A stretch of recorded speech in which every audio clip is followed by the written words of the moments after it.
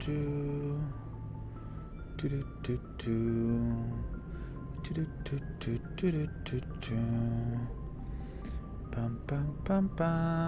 think we are live. Just a minute late, but I think we're live. I hope everything is working. Okay. Microphone seems to be working. Game audio, I think it works. Let's have a look here. If I go boom and say pop this out, then yeah, stream says excellent connection, which is great. Awesome. Yeah, stream is healthy. Everything seems to be healthy. That's good. All right. So, good evening, good afternoon, or good morning. How's it going, everybody? Rusted Ground here. We're going to be playing a little bit of Mass Effect 1 today.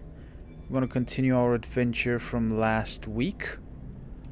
Hey, Kath.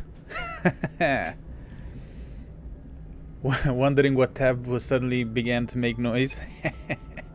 Nice. All right.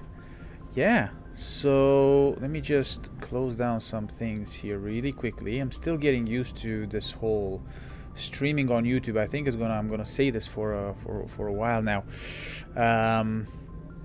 because it's a little bit different to Twitch. Can you let me know if the sound is okay? Is my voice okay? Hopefully everything works as it should work, because I didn't really do anything crazy. Oh yes, squad. Oh, okay, here we go. I can upgrade the Rusty here. Hold on a second. We got hacking. Yes, sir. Yes, please. And then sound is good. Game and my mic. Thank you very much. Okay, I have AI hacking. Yes, let's go with that as well. And then what does this do here? 50 damage. Enemies cannot use biotech tech abilities. Stuns basic enemies for 3 seconds. I mean, yeah. Let's get that as well. And this just lowers the recharge time of sabotage. Ooh, master sabotage pistols. Let's I think I'm going to try to max out pistols as fast as possible in here. All right, so let's get back into this, right? Last week we basically boarded the Normandy after some adventures in the Citadel, and we have a few missions. First of all, we can find Liara, we can go to Noveria, or we can go to Pharos. I think we're going to go for Liara first. I think that's going to be the first thing that we're going to do. We also have a mission on the Citadel to scan all the keepers, but we can do that at a later time. I kind of want to get out of the Citadel and just start exploring. So we're going to go to Artemis Tau, I guess. You just noticed Rusty, your first character was... Yes, it was, yes. My first character was the male Shepard, the Rusty Shepard with a Y. But, you know, Rusty is not a male. She's a female, so, you know, it fits that I change her name a little bit. Just a little bit. Liara makes the most sense to do first, yeah. Okay, let's see what this is all about. Commander. Something you need? I just want to talk. I like to know my crew. Mind if I ask you a few questions? I can see where this is going. You did a background check on me, didn't you? Well, I'll tell you the same thing I told the captain. You want me as your pilot. I'm not good. I'm not even great. I am the best damn helmsman in the Alliance fleet. Top of my class in flight school, I earned that. All those commendations in my file, I earned every single one. Those weren't given to me as charity. I didn't say anything. Okay. Chill. I'm sorry, Joker. I didn't even know you were sick. You mean you didn't know? Oh, crap. Okay, I've got Vrolik syndrome, brittle bone disease. The bones in my legs never develop properly. They're basically hollow, too much force and they'll shatter. Even with crutches and my leg braces, it's hard to get around. One wrong step and crack! It's very dramatic. But I've learned to manage my condition, Commander. Put the Normandy in my hands and I'll make her dance for you. Just don't ask me to get up and dance unless, you know, you like the sound of snapping shin bones. Nobody likes that sound, I don't think. How did you get your nickname? Why does everyone call you Joker? It's a lot shorter than saying Alliance Flight Lieutenant Jeff Moreau. Plus, I love to make little children laugh. I was just thinking how much you remind me of Santa Claus. Look, I didn't pick the name. One of the instructors in flight school used to bug me about never smiling. She started calling me Joker, and it stuck. Okay. Why didn't you ever smile? Hey, I worked my ass off in flight school, Commander. The world's not gonna hand you anything if you go around grinning like an idiot. By the end of the year, I was the best pilot in the academy. Even better than the instructors, and everybody knew it. They'd all got their asses kicked by the sickly kid with the creaky little legs. One guess who was smiling at graduation? That's awesome, man. Tell me more about your disease. I need to know more about this Rolex syndrome if I'm putting my ship in your hands. I didn't mean it that way, but... It's an extremely rare condition. Nobody knows exactly what causes it. Genetic, maybe. It's treatable, but there's no cure. They classify my case as moderate to severe. I was born with over a dozen fractures. Hip, thighs, ankles. My bones were already breaking in the womb. 100 years ago, I wouldn't have survived past my first year. Lucky for me, modern medical science has turned me into a productive member of society. Right. And how do you do your job? You're not gonna break a bone trying to fly the ship, are you? Oh my god. I don't fly with my feet, Commander, so I'm fine as long as I'm in this chair.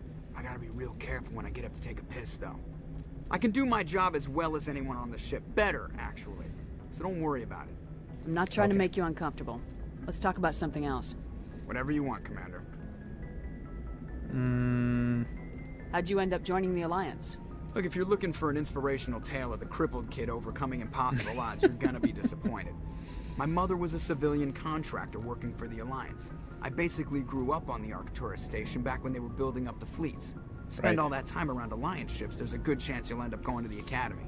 Okay, makes sense. Cool. How's the Normandy performing? Is she everything they said she'd be? She's the best ship in the fleet, if you've got a pilot who knows how to handle her. Perfect. Balance isn't what you'd expect.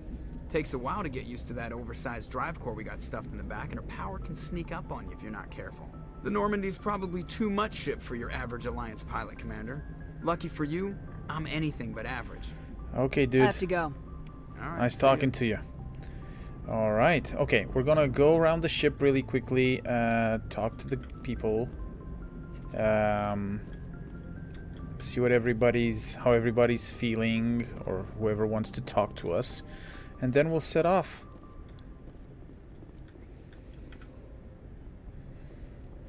If anyone has to take over for Captain Anderson, I'm glad it's you.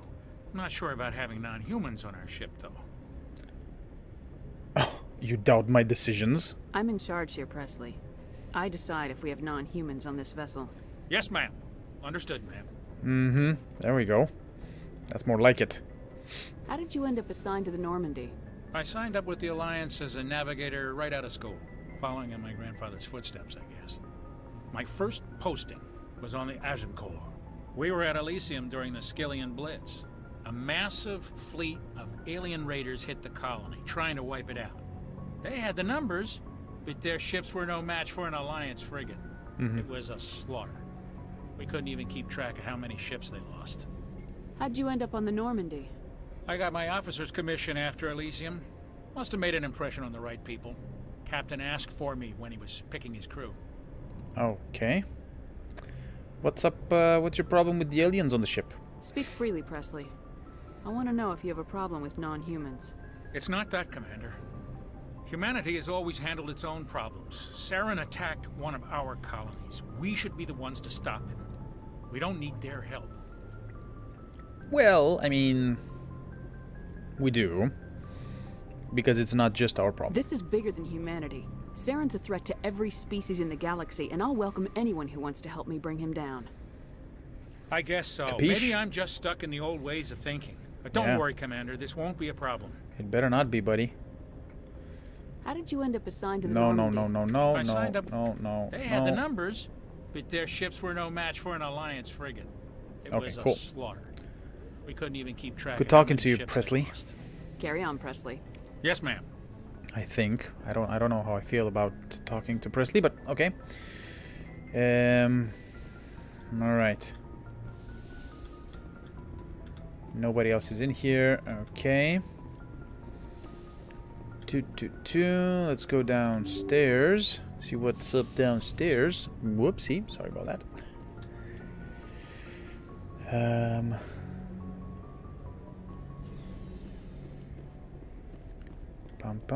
Pum. Okay, there we go. Kaidan is here. Who else is here? Dr. Chakwas should be here as well, right? Okay. Nothing else around here. Or is Dr. Chakwas in this area in the second game? She should be. No. Yeah, she's there. Okay, cool. I feel like you find more humans in this game than Indians that are actually xenophobes, which is kind of weird. The good doctor's in the medical lab. Yes, she is. I think that's the way they want to portray it, right? Like that the humans are. We're kind of the issue here. We're thinking about, oh, you have other races on the ship, not necessarily the other way around. So it's more of an us problem than a them problem. Yes, Commander? What you doing, something you need? Dr. Chakwas? How did you end up serving on an Alliance ship? I enlisted right out of med school. Earth always seemed boring to me. Too safe, too secure. I figured the colonies were teeming with exotic adventure. I wanted to travel the stars, tending the wounds of tough soldiers with piercing eyes and sensitive souls. Turns out military life isn't quite as romantic as I'd imagined. But humanity needs the Alliance if we want to keep expanding through the Traverse. And the Alliance always needs good doctors. So I stayed on to do my part. Any regrets? Ever think you made the wrong choice? Sometimes I think about opening a private practice back on Earth. Or maybe taking a position at one of the new med centers out in the colonies. But there's something special about working on soldiers. If I left the Alliance now, I'd feel like I was abandoning them. Yeah, I agree with that, Kath. Yeah, yep. That's exactly my thought. How well do you know the lieutenant? I'd never worked with him before this mission. But he has an impressive service record. Over a dozen special commendations. Tends to keep to himself, though. Maybe because of the headaches. It's not easy being an L2. Oh, I think we've talked about... didn't we talk about Kaidan? I think we talked about Kaidan before. Remember I should go. her saying Goodbye, about the L2.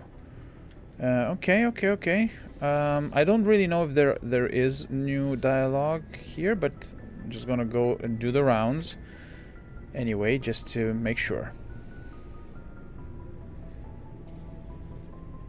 Anything you need, Commander? Tactical appraisal? What's your opinion on the last mission? I don't Yes. see how we could have done things any better. At least not without getting to Eden Prime sooner. And we were on the scene faster than any other Alliance ship could have been. Just trying to get a sense of where the crew's at. Thoughts? I've wasted enough of your time for now, Commander. We'll have time for personal debriefings later. Cool. We'll talk another time, Lieutenant. Okay, see you later. I think the person that we should be talking to, the people that we should be talking to are Garrus, Rex, and Tali. That's who I think we should be talking to. So let's take the elevator down and go talk to these guys.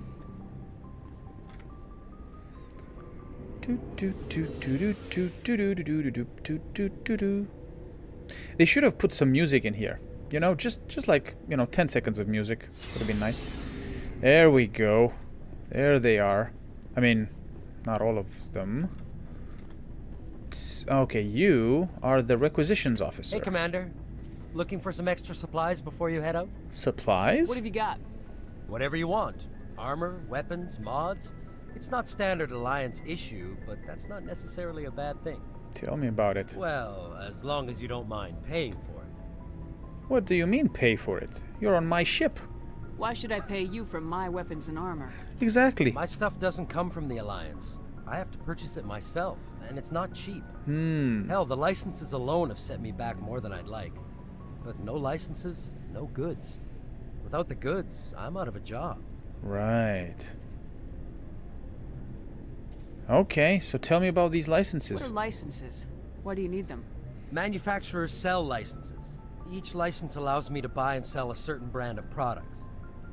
I already have several basic ones, but you'll need to buy more if you want me to bring in different brands. Many of the best licenses are hard to get, but they're well worth the cost if you can find them. And what about these manufacturers? What do the different manufacturers offer? There are too many for me to keep track of, but each license will explain what it's good for. Okay. How often will you get new items? Well, that depends on how many licenses you've purchased, but I'll rotate items on a regular basis regardless. And anytime we land someplace with a big enough port, I'll buy, sell, and trade whatever I can. Cool. Check back often. I need to move items quickly, so only the most basic items will be stocked consistently. Okay, show me. Let's see what you got. You bet, Commander. I don't have any money, but yeah, let's see what you got. How much money do I have? 2,700. Oh yeah, definitely not rich. I can still buy a grenade upgrade though, so I'll do that.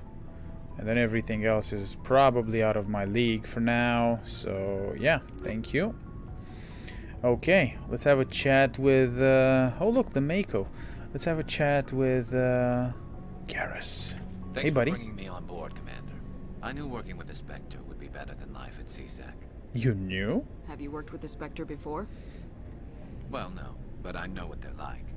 Spectres make their own rules. You're free to handle things your way. At CSEC, you're buried by rules. The damn bureaucrats are always on your back. Yeah. Being a Spectre does have its advantages. Exactly my point. If I'm trying to take down a suspect, it shouldn't matter how I do it, as long as I do it. But CSEC wants it done their way. Protocol and procedure come first. That's why I left. So you just quit because you didn't like the way they do things? There's more to it than that. It didn't start out bad, but as I rose in ranks, I got saddled with more and more red tape. CSEC's handling of Saren was typical. I just couldn't take it anymore. I hate leaving. I hope you made the right choice. I'd hate for you to regret it later. Well, that's sort of why I teamed up with you. It's a chance for me to get off the Citadel, see how things are done outside CSEC. Yeah, they're right. Either way, I plan to make the most of this. Okay. And without CSEC headquarters looking over my shoulder, well, maybe I can get the job done my way for a change. Sounds good to me, buddy. As long as you do your job well, you're free to go about your business as you see fit. Thank you, Commander. You're welcome. Ashley, hold on. Ashley, hold on.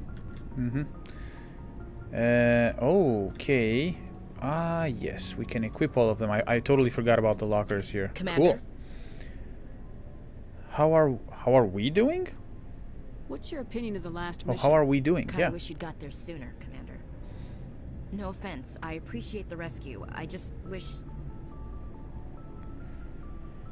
Well, we tried. We came as soon as we got the distress call, even with the fastest ship in the fleet. You did the best you could, Commander. It's my fault. If I had been more alert, we wouldn't have been cut down by an ambush. Be more alert then.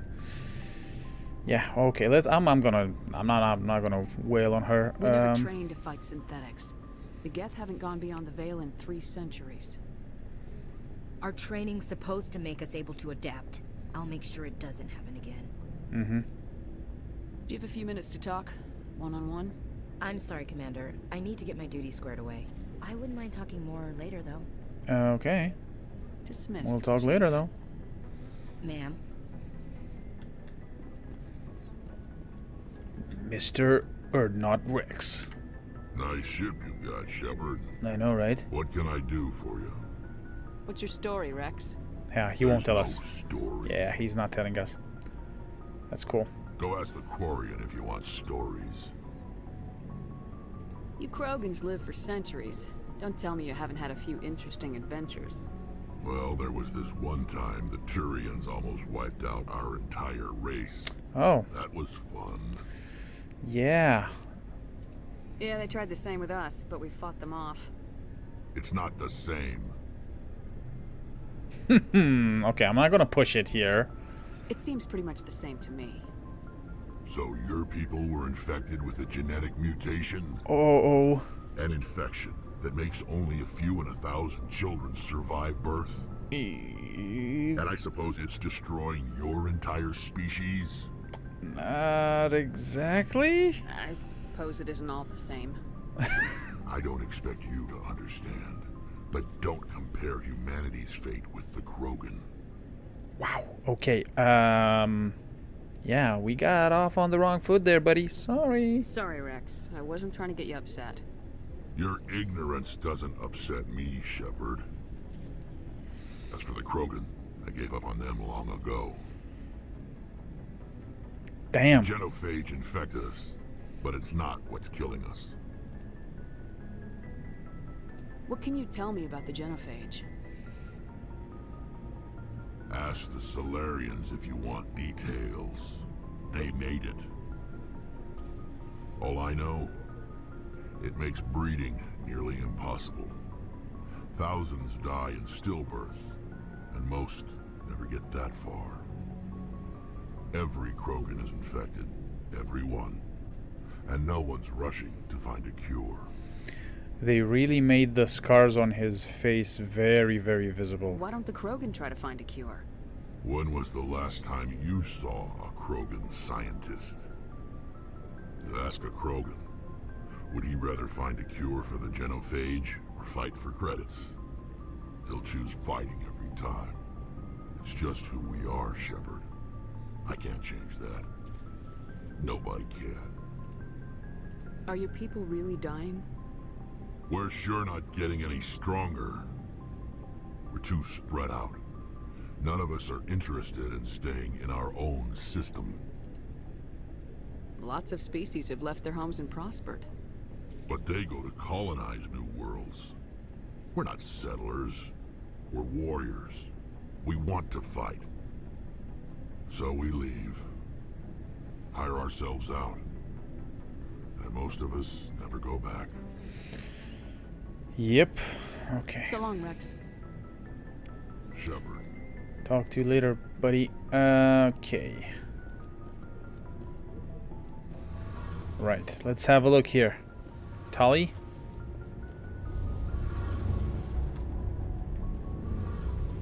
This looks very nice. Hey, Commander, you know that Quarian, Tali? Yep. She's been spending all her time down here asking me about our engines. Is she bothering I'll you? tell her to leave you alone. What? No, she's amazing. I wish my guys were half as smart as she is. Give her a month on board and she'll know more about our engines than I do. Awesome. She's got a real knack for technology, that one. I can see why you wanted her to come along. I figured she'd be a real asset to the team. You got an eye for Tali, Commander, but I'm guessing that's not why you came down here. Yeah, I didn't come here to get, you know, to be flattered. So tell me about the I Normandy. want to know more about the Normandy. She's the best ship I've ever served on. Probably the fastest vessel ever designed. And she's the only one using the new Tantalus drive core. What is that? What's so special about the Tantalus drive core? Proportionally, it's about twice the size of any other vessel. Not only are we faster, we can run at FTL speeds longer before we have to discharge the core. Faster than light speeds. Okay, gotcha. What about the stealth system? Fill me in on the IES stealth system. How does it work exactly?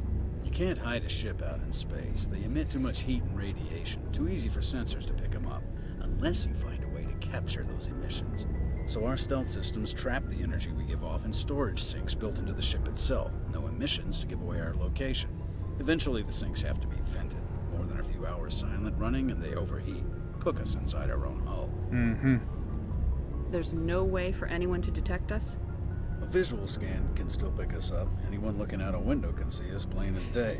But you have to be pretty close to get an actual visual out in space. Most vessels rely on scanners. As long as the stealth systems are engaged, they can't see us. Not unless we accelerate to FTL speeds. Why doesn't it work with faster than light travel? Cranking up to FTL blue shifts our emissions, pushes them into frequencies too high to capture in the sinks. As soon as we make the jump, it's like setting off a flare. Mm-hmm. Sensors Gotcha. can pick up our location whenever we enter or exit FTL flight, but for short-range missions, our stealth systems are amazing, and we've got the only one. Awesome. Where else have you served, Adams? If you name a class of Alliance ship, I've probably served on it. Everything from dreadnoughts and carriers right down to frigates like the Normandy. My last assignment was on the Tokyo. Only a cruiser, but she was a good ship. Couldn't hold a candle to the Normandy, though. Mm-hmm. Carry on, Adams. Okay, Adams. Nice talking to you.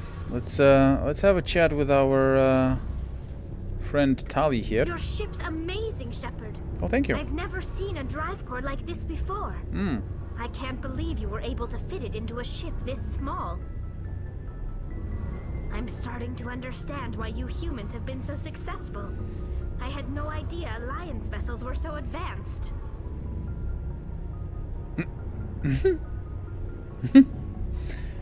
Yeah, normally they're not. The Normandy's a prototype, cutting-edge technology.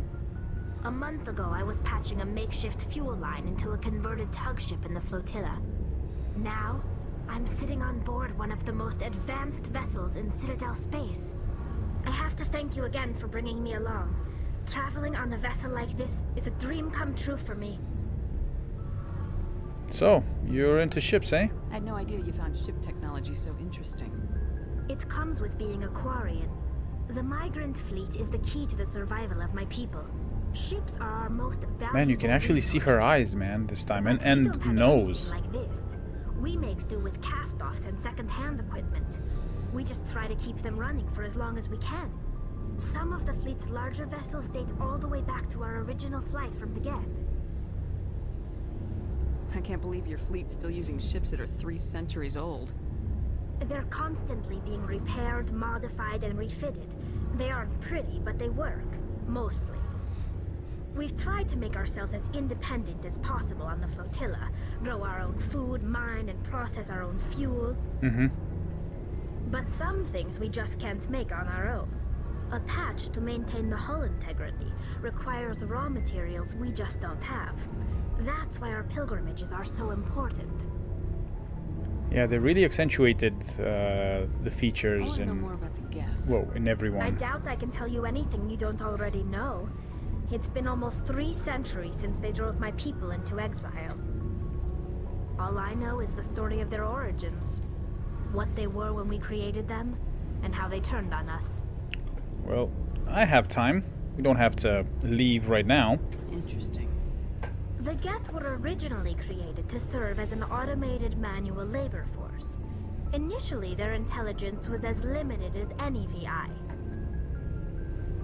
Over time, we made small modifications to their programming to allow them to perform more varied and complex tasks, bringing them closer and closer to true AI status. How come the Council didn't step in and stop you? This wasn't true AI research. We may have been skirting the bounds of the law, but we never did anything that was actually illegal. The changes were so insignificant, so gradual, that we were able to control them. Or so we thought. But one thing we underestimated was the power of the neural network. A million Geth thinking simultaneously created an inherently unstable matrix. So the Geth share brainpower? Many of the Geth's logic systems were designed to work in concert with other nearby Geth. Basically, the more of them you have in a group, the smarter they are. So there's some sort of group consciousness? No, nothing like that.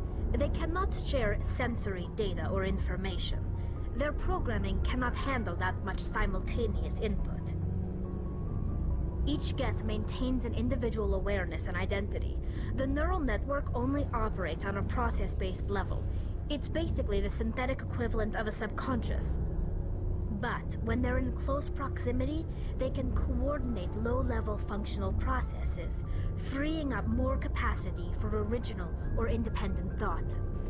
I actually find it fascinating now, replaying this, the thinking about the person who thought about the Geth and how like they operate and how they were created, and this whole, you know, conversation about them being a hive mind, but they're not, you know, and their own individuality. Each Geth has its own personality and so on, but they also have this thing in common, right? So it's crazy, crazy, crazy. That doesn't make any sense. I'm probably oversimplifying. The Geth are incredibly advanced and complex creations. Yeah. All you need to know is that they get smarter when they gather in large numbers. Mm-hmm. As we built more and more Geth, their effective intelligence became more sophisticated, more abstract. One day, a Geth began to ask its Quarian overseer questions about the nature of its existence. Am I alive? Why am I here? What is my purpose? Mm-hmm. As you can imagine, this caused a near panic among my people. Of course it does. I don't see what's so bad about those questions. The Geth were created to engage in mundane, repetitive, or dangerous manual labor. That's fine for machines, but it won't satisfy a sentient being for long. Yep, exactly. The Geth were showing signs of rudimentary self-awareness and independent thought. If the Geth were intelligent, then we were essentially using them as slaves. It was inevitable the newly sentient Geth would rebel against their situation. We knew they would rise up against us, so we acted first. A general order went out across all Quarian-controlled systems to permanently deactivate all Geth. The Geth responded to this order violently. Yeah. Hey, you can't blame them for fighting for their survival. We had no other choice. The Geth were already on the verge of revolution. By acting quickly, we had a chance to end the war before it began. Mm-hmm. The hope was that most of the Geth would still be little more than machines, incapable of organized resistance. But they had progressed much further than anyone anticipated. The war was long and bloody. Millions upon millions of Quarians died at their hands. In the end, we were forced to flee our own homeworld. We feared the Geth would pursue us, but they never came beyond the Veil. Now we drift through space, exiled, searching for a way to reclaim what was once ours. Damn. Yeah, I find this particular story, this particular side of Mass Effect just amazing. Amazing. It's hard to feel sorry for you. Your ancestors tried to wipe out another species. We made a mistake when we created the Geth in the first place. But we did not make a mistake when we went to war against them. If we had not acted, they would have wiped us out. They're a synthetic life form. They have no use for organics. None. Why do you think they cut themselves off from the rest of the galaxy? Why do you think they've killed every organic being who's ever tried to contact them? Well, not everyone. They didn't kill Saren. What does that tell you? The Geth are not innocent victims in all this. They're the enemy. They want to destroy us. Not just the Quarians. All organic life. That's why they've joined up with Saren. And that's why we have to stop him. Okay. I want to know more about the pilgrimage. When my people reach maturity, we leave our birth ships and seek acceptance with a new crew. It's necessary to maintain genetic diversity among the fleet. But no ship wants to accept someone who will be a burden on them. So, to prove our worth, we embark on a pilgrimage. We set out alone, leaving the flotilla and our families behind us. We only return once we have found something of value we can bring back to the fleet. This is presented as a gift to the captain of the respective ship we wish to join. If the gift is accepted, we are welcomed into the crew. Can a captain choose to reject the gift? That doesn't happen often. Most captains are eager to increase the size of their crew. It increases their own standing in our society. Right.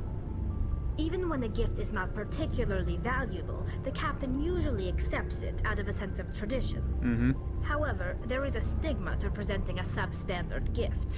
It's not the best way to make a good impression on a new community. Most pilgrims don't return until they find something worthwhile. Right. I can't believe they just send you off alone. It's not like they just cast us out. Before we leave, we are given lessons in how to survive outside the flotilla, and given gifts to help us on our journey. We also receive implants to fight off sickness and disease. Generations of living in an isolated and highly controlled environment have left our immune systems weaker than most. Yeah. By the time we leave the fleet, we are well equipped for the pilgrimage. This is a rite of passage for all Quarians. If it were dangerous, our numbers would suffer. Virtually every pilgrimage ends with a triumphant return and the ritual presentation of the gift to one of the fleet's captains. I want to talk about something else. Like what? Tell me about your people. Our lives aren't easy. Resources are scarce, and we are constantly on the move.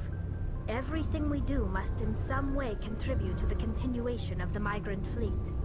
There are 17 million Quarians in the flotilla, and each of us relies on the others for survival.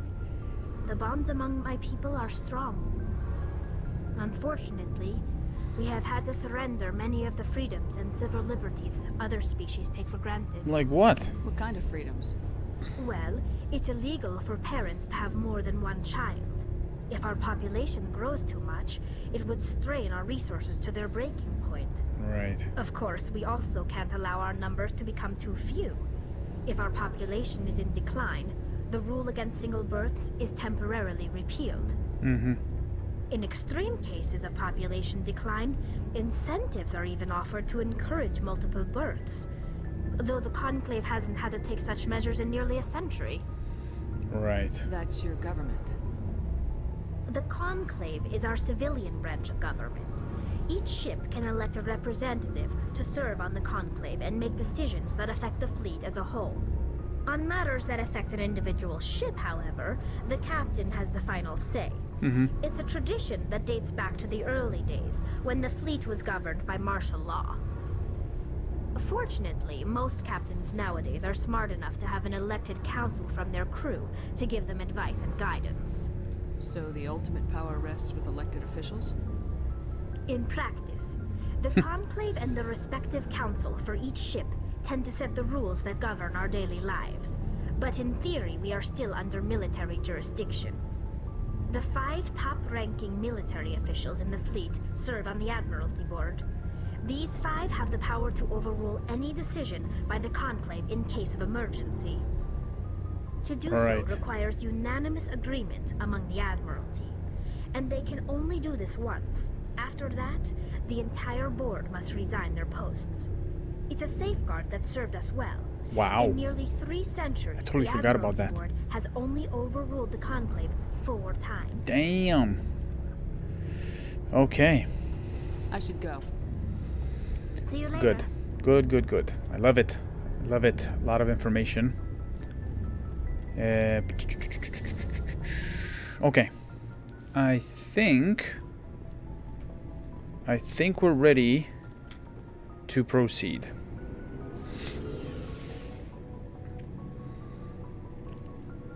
I don't, if I remember correctly, we don't have our personal quarters in here, right? That comes in Mass Effect 2, I believe. So let's check the map. And let's do this. Ching, boom, shakalaka. Here we go. So the Citadel, supposedly constructed by the long-extinct Protheans, this colossal deep space station serves as the capital of the Citadel Council. Gravity is simulated through rotation and is a comfortable 1.02 standard Gs on the wards and a light 0.3 standard Gs on the Presidium ring. Total length 44 kilometers when open, diameter 12 kilometers when open, population 13 million, not including keepers, and the gross weight 7.11 billion metric tons. Okay, so we are here.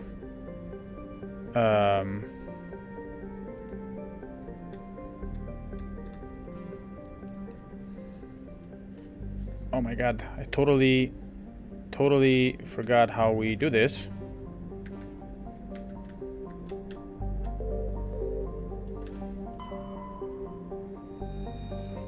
How do I do this again?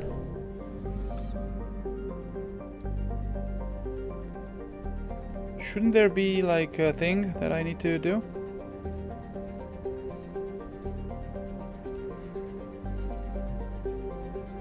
I I have a personal quarter, but it's pretty much useless in this game. What am I not doing here? What am I doing wrong here? I'm doing something wrong and I don't know what.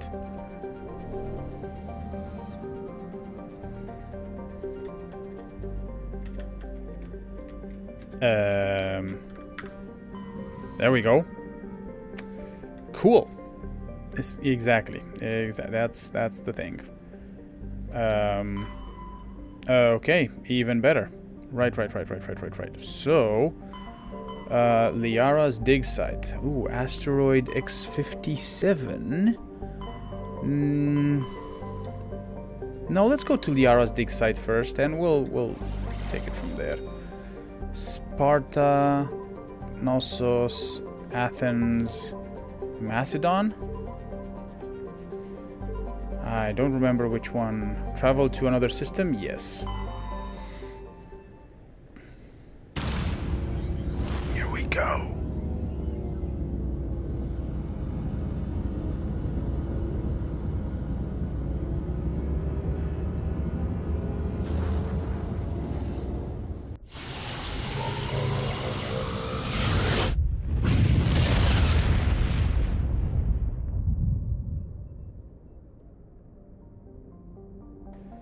Okay.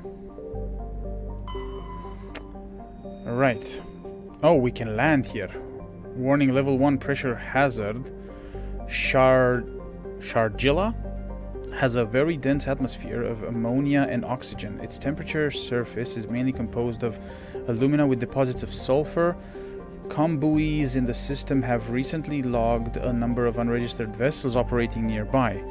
Sharjilla has an extensive silicon-based oxygen-breathing ecology. Heavily populated areas are covered with fine silica dust, the respiratory byproduct of the world's higher animal forms. High-speed surface winds, often laden with abrasive silica dust, present a hazard in areas where the wind deposits a great deal of silica. Footing can be treacherous. EVAs are discouraged. No, we're not going to land. Okay, we can survey Porolan. Is an enormous terrestrial planet, half again the size of Earth. Despite its thick atmosphere, the weak output of the red dwarf Macedon leaves its surface biting cold. The crust is mainly composed of silica, but significant deposits of iron and other industrial metals are present. These lodes may prove rich enough to be profitably mined despite the heavy gravity. Let's survey it. Matriarch's writings recovered. You were scanning up the planet Prolon when a strange signal came from orbit. Navigator Presley determined the signal was from an ancient beacon. Your salvage team brought the beacon aboard and found one of Matriarch Delinga's writings in its strange compartment. Okay.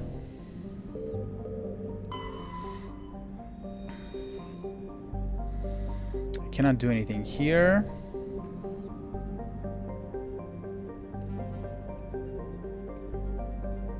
Don't remember. Whoop, yeah, there is. There we go, I knew it. Metallic asteroid. What is this? Metal-rich asteroid. While scanning this asteroid field in the Artemis Tau cluster, you detected a large deposit of titanium. Yes, sir. I actually didn't remember if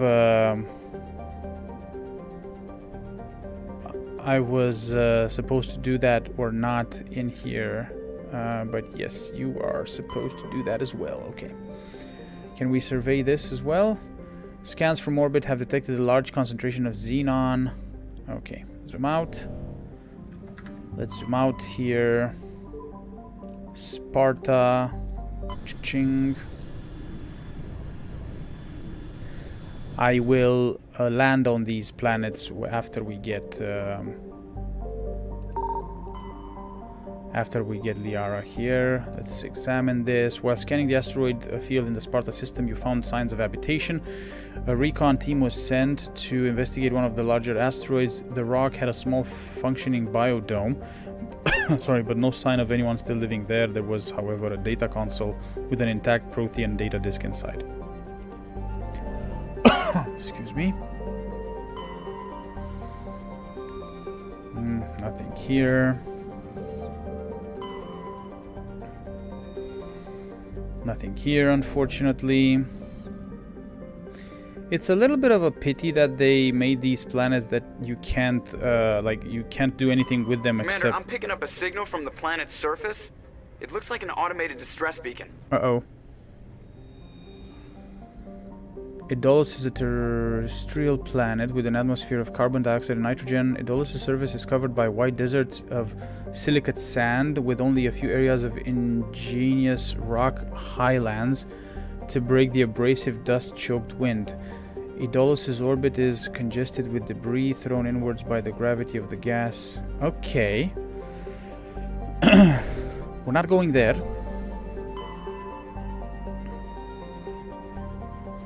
Scans from the Earth have detected a large concentration of hydrogen. Cool.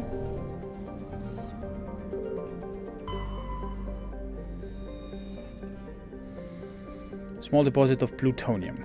Okay, I'm done with that. Let me search this here really quickly as well.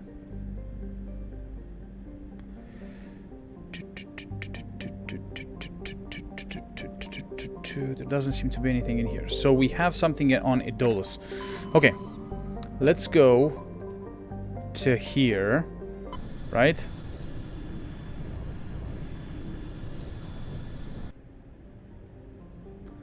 Yes, I know the description of the planets is amazing, but I'm a little bit disappointed that there are still planets where you can't do anything except read the descriptions, you know? Several deposits of platinum. Okay, cool. I mean, it would have been nice to at least survey them if you can't land on them, you know? Scans of the asteroid field in the Knossos system revealed some strange readings. Upon closer inspection, Navigator Presley discovered the remains of an abandoned Solarian fighter. The only thing of interest on board was a League of One medallion. Okay.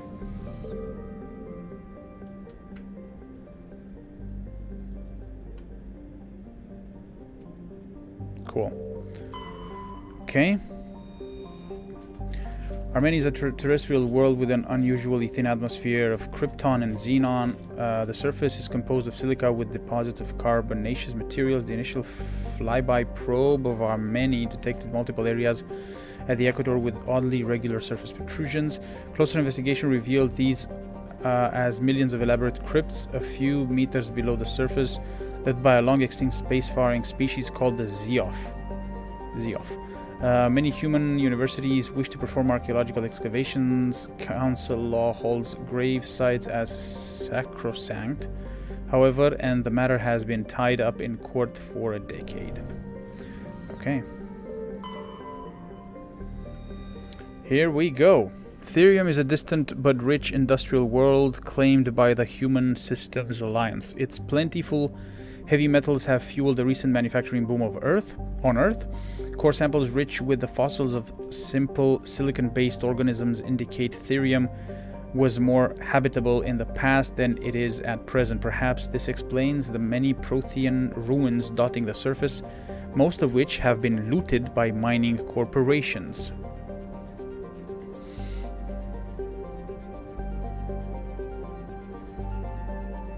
Yeah, exactly, Cat, exactly. Okay, let's land here. Who are we going to take? I'm thinking we take... Garrus and... Kaidan? Yeah, why not? Let's take Garrus and Kaidan. Boom and boom. We'll keep Rex for now. Okay. Examine squad, so boom, boom, boom, boom, boom, boom. Biotic strength, tech strength is pretty okay, and combat strength is it's fine. Although, yeah, no, let's do that. Let's do that. Let's do it like this. I remember when I first played the game, I took Rex and Garrus a lot on missions, so we're gonna switch it up a little bit this time around. We're on the Mako now. Some strange readings. really strange, like off the damn charts. It looks like it's coming from an underground complex a few clicks away from the drop zone. Whoa. Nope.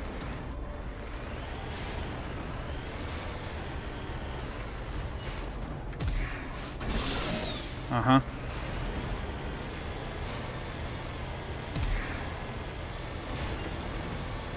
Okay. This is weird.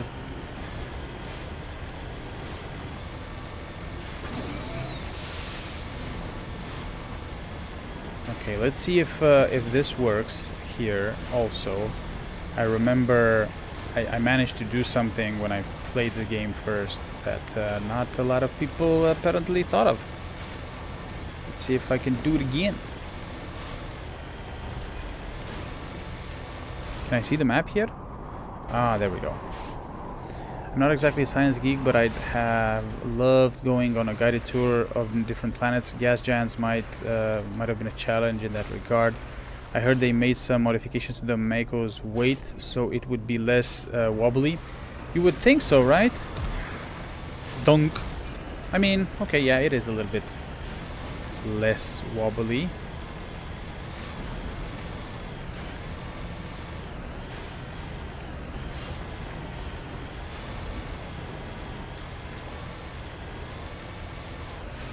Whoa.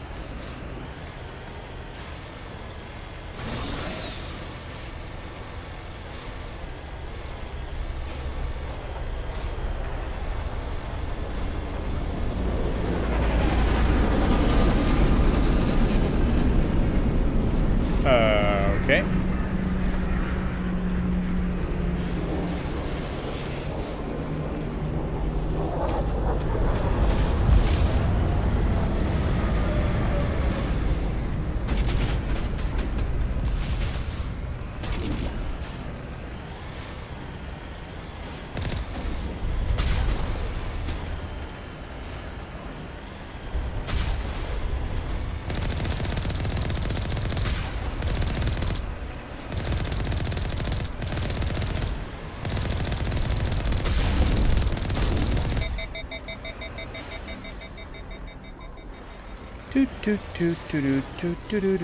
I totally forgot the weapon. The weapon heats up. It does have a boost now. Yeah, you're right. Ugh. It does all sorts of things now, apparently. What? I don't know what that was. I don't think we can take that strong point head on. Yes, we can.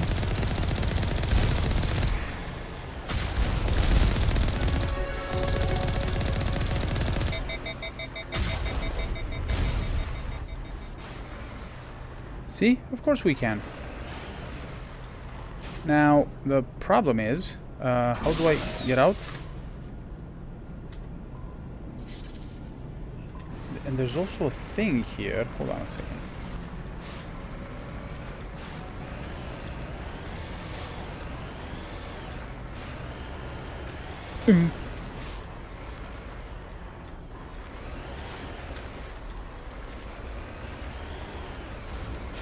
Damn it. Okay. It's gonna take a little while to get used to, I think.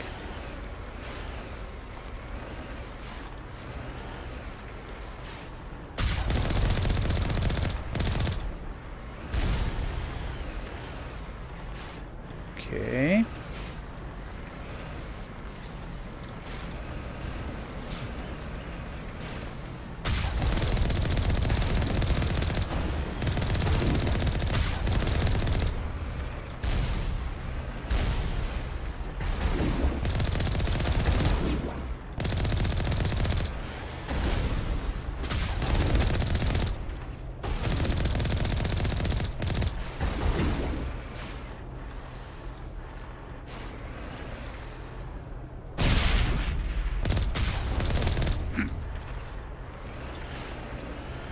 Who else is in here? Who else wants some of this? Oh, you. Okay. No worries. Who else? There's gotta be... There's someone after this door, I think. I need to check how to get out of the Mako, because I really don't know how to get out of the Mako. I'm honestly like... How do I exit this thing? Options. Key bindings. Codex. No. Shot. Change. Melee. Use. First. Throw. Previous. Next. Tactics. So change to that. Quick slots. Vehicle. Move backward, forward. Shoot. Fire. Toggle. Aim. Aim. Change. Zoom. Repair. Exit vehicle. Q. Makes sense.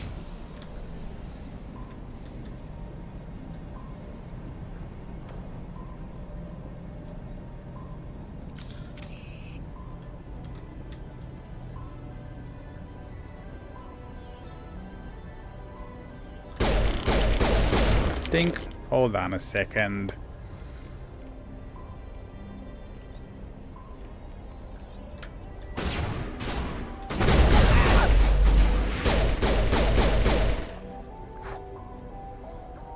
I think we're good, Commander. Yeah, I think we're good too. Begin manual override. Yes. There we go. Take everything. You never played Mass Effect without a controller? I see. Okay. So this is just to activate the gates. But do I need to? I don't think I need to. Or do I need to? I don't remember. 222.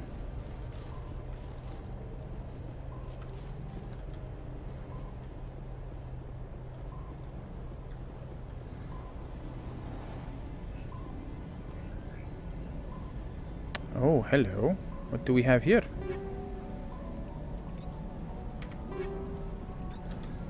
Awesome.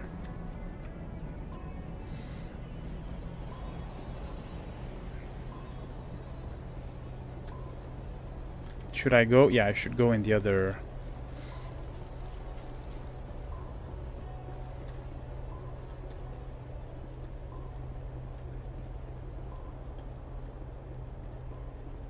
Anything in here to loot? Yes, there is. Upgrade kit. Let's open it up. Take all. Awesome. Where is Caden? Caden, you're kind of slow, buddy. Come on, man. Keep up with the program. I don't remember. Do I need to go in here as well? Maybe I do. Let's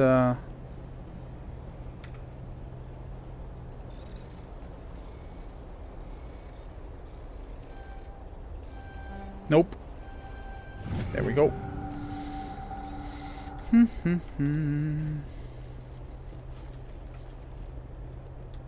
There's a get on the other... in the other building, I think. Yeah. In the other building. Let's kill him. Let's kill him for the XP.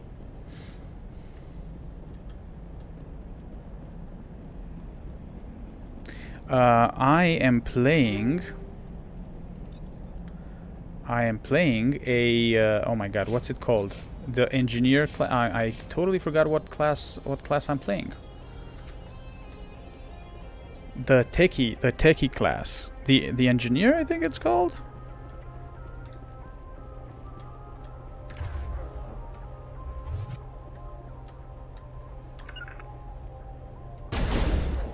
Here we go. Bink. Caden, buddy. Not organic. What? It says organic enemies? No, let's do you do this and you do this.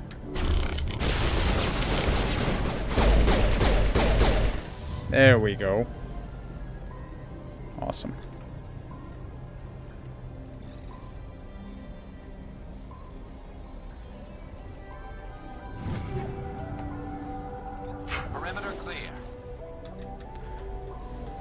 Okay, I need this thing to disappear so I can go there. I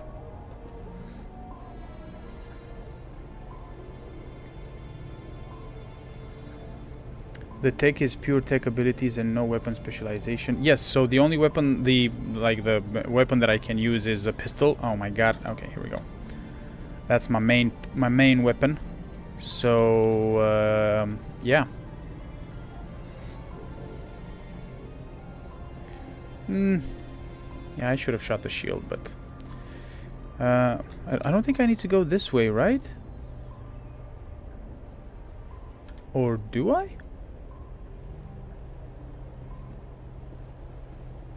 I need to go this way? I need to go this way, damn it. Okay. Let's just open up the gates.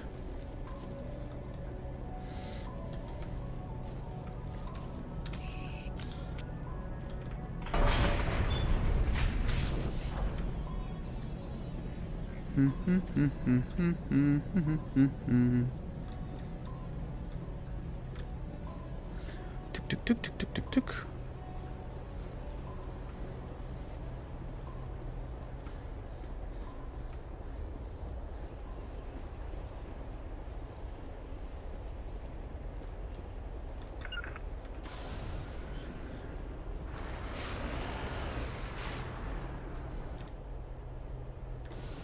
I think I'm going the right way. Hold on. Yep, I'm going the right way now. Cool.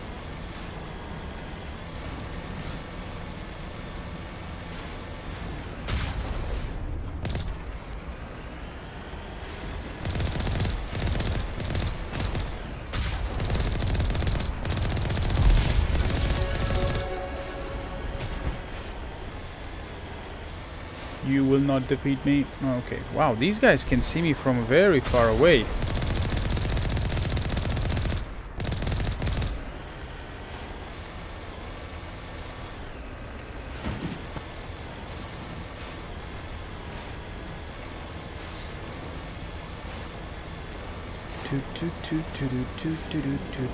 Okay. There's more of these guys.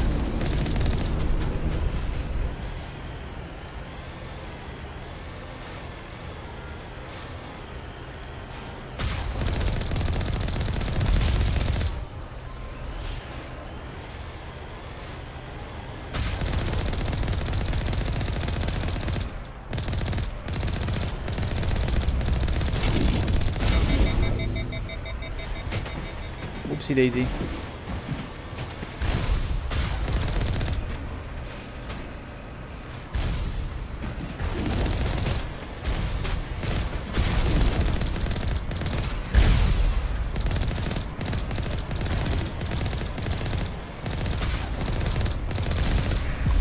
Ah, damn it. Still got hit. Jeez.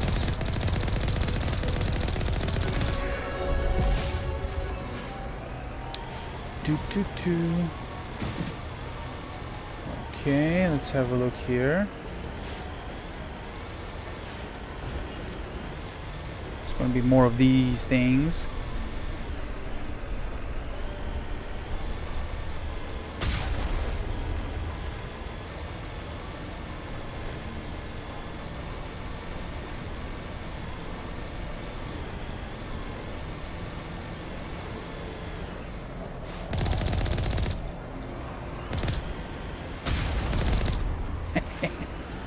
In your face.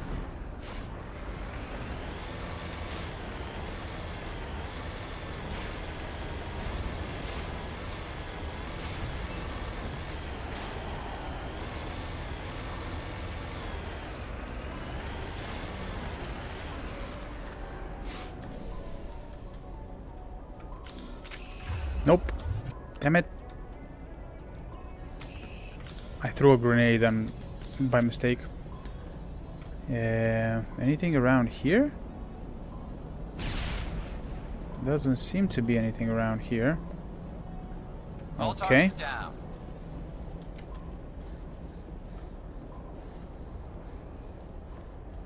Okay, let's get into the Mako.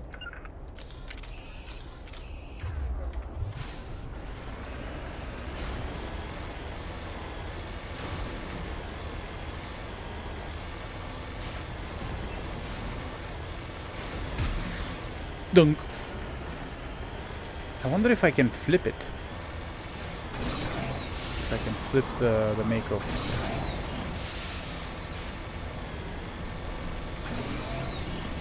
Whoa.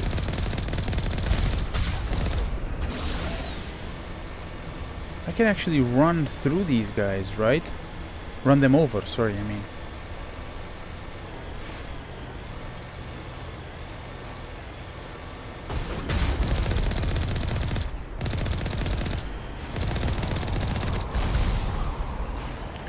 Okay, moment of truth now, if I remember correctly. The moment of truth that I could do in the previous game was I could stick the Mako through that little I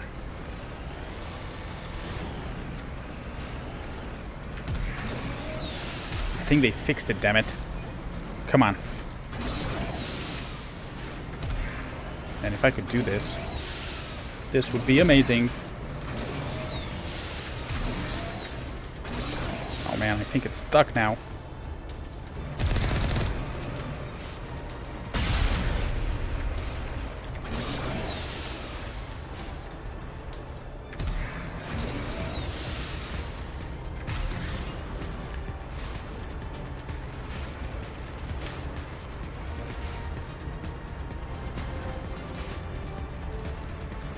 Come on.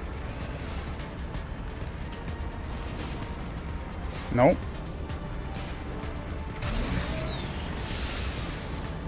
Okay. Let's try this. Let's try this.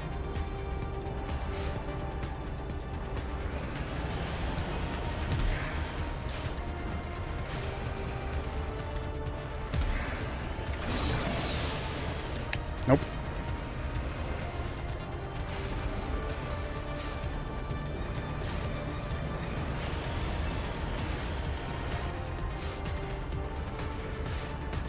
Yeah, I accidentally managed to. I thought, in my head, I thought I was doing like what everybody was doing, and then I heard that I was doing something that nobody could do. So I was like, damn, this is okay. No. Come on. Because if I get the Mako through there, it's gonna make the next battle super freaking easy. You know what I'm saying?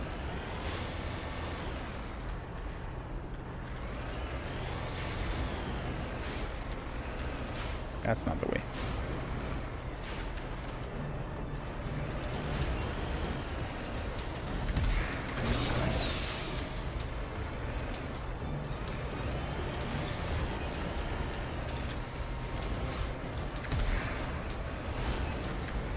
Nope. I might not. I don't remember it took that long for me to do that previously.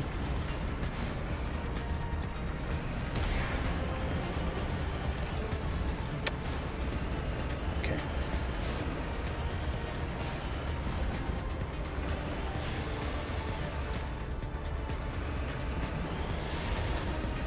Nope.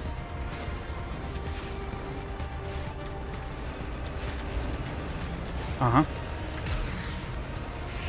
I need to get...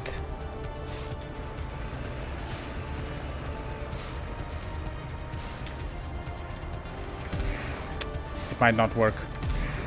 They might have fixed it. Yeah. Man. Doing this again after all these years, it just shows how lucky I was. Now I got the thing stuck. That's not good.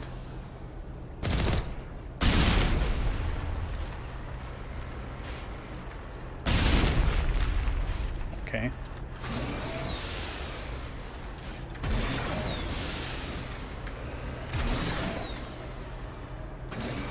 Don't mess with me.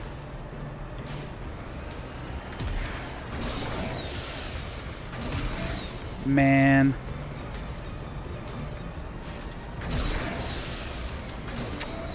Damn it. I don't think it will. I don't think it'll work. Yeah, screw it. It's pointless. And oh, crap. I can't get out of the Mako now. Well, this is not good.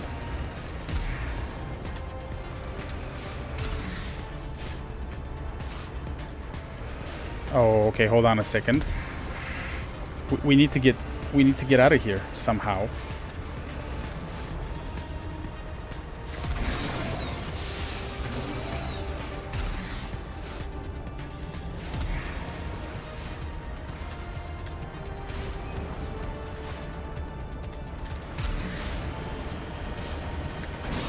Oh my god. I have not... I didn't save at all, to be honest. That's the problem.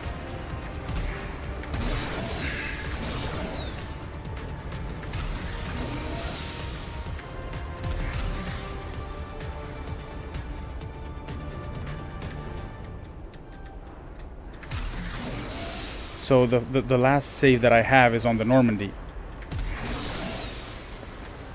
Before we... God damn it. Do they have like a quick save or something? I don't think they do they? Can I reload? Yeah, see, I can't even save it here right now. So if I want to load... Oh, I have this. Therium Ruins. Okay. I am very close to getting it through, damn it.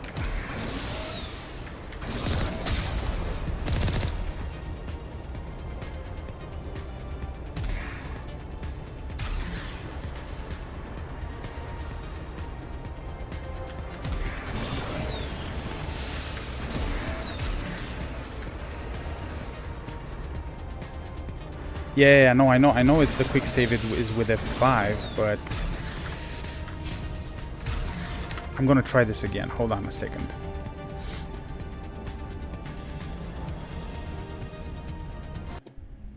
If we need to do the whole thing again, the whole planet, it's fine. There we are. We're right here. So, I'm gonna do save. Boom. New save. Save the game. Let's do that first.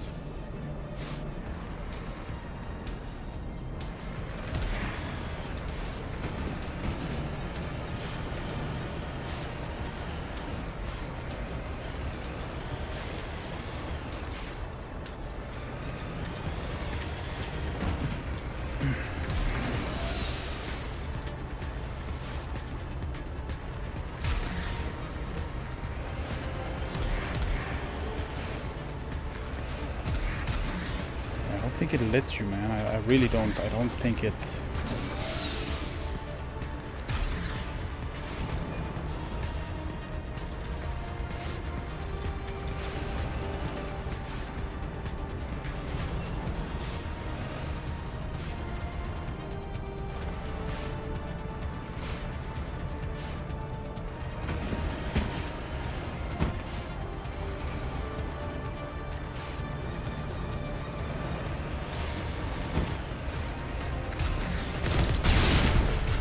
Yeah, no, it doesn't.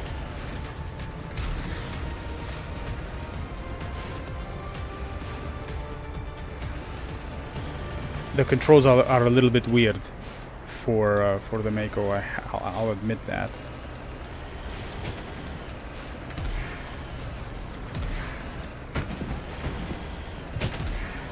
Oh my god. No, I think I'm in the same spot that I was last time, whereby I can get the first two wheels in.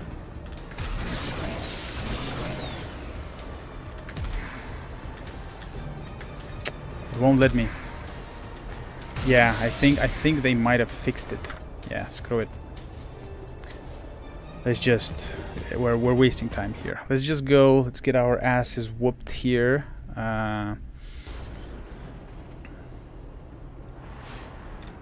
Redeploying. Okay, guys.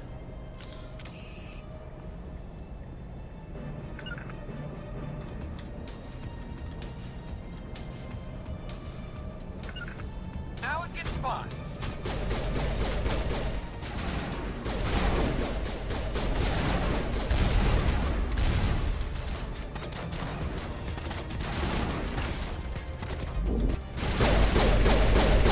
Ting, ting, ting, ting, ting, ting, ting.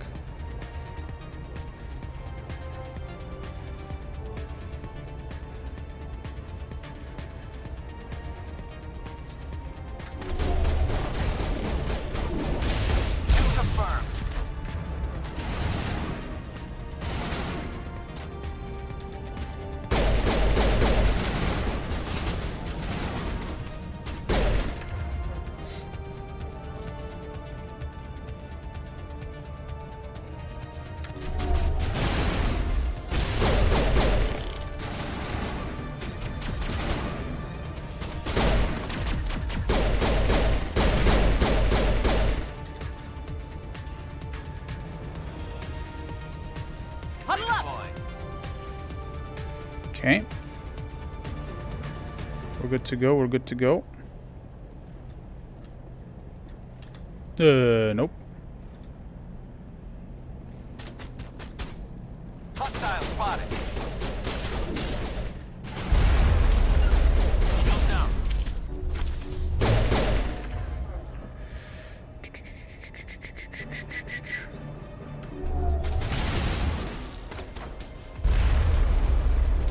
Can't, I don't have the thing.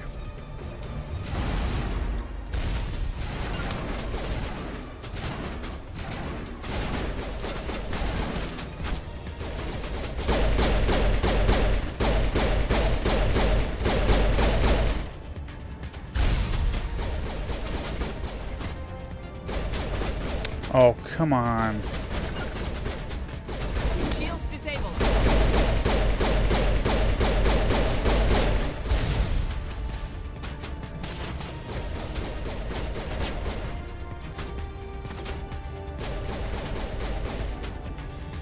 All shields.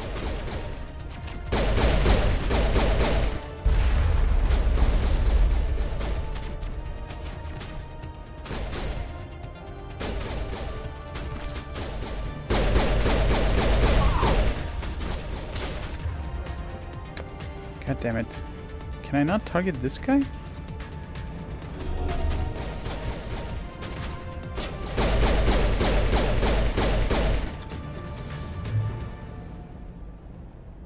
Send me back in. Come on, buddy. Remember to stay hydrated. Get up. Thank you. How do I heal him? I thought paddling was hot.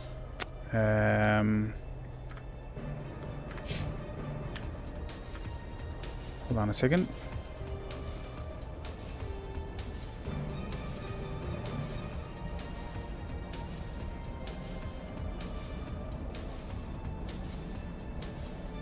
V. V is for first aid. But how do I...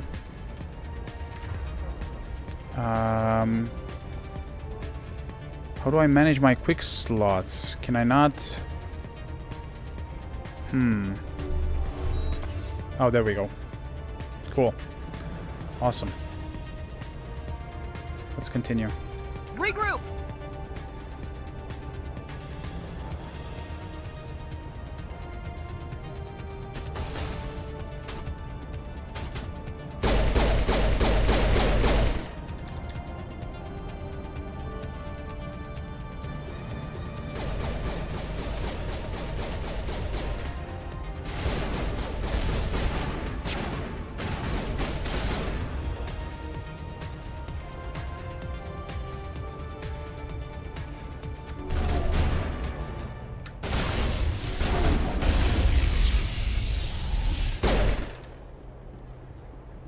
Okay.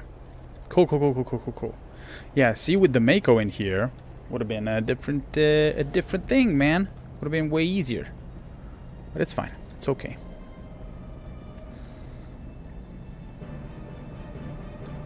Especially knowing what's coming.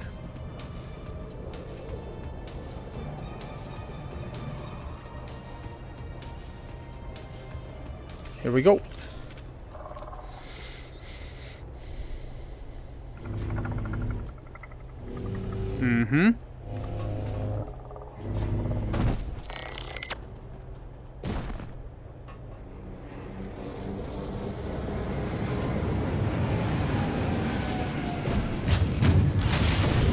Shit.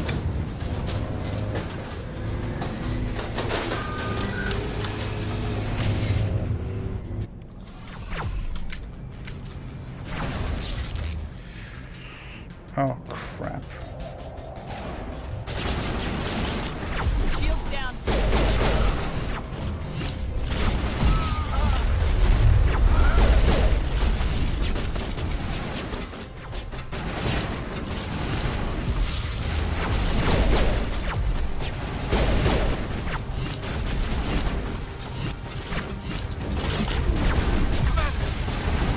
Jeepers creepers. Okay.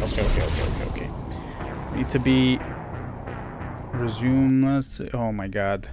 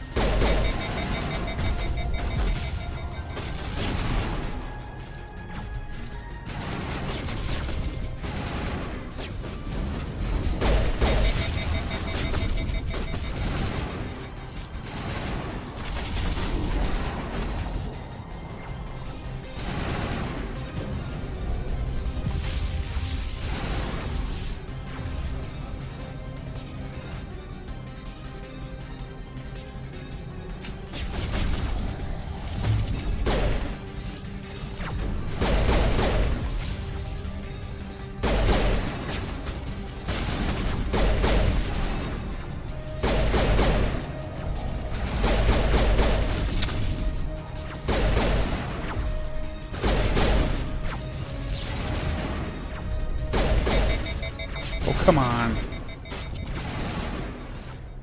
These things.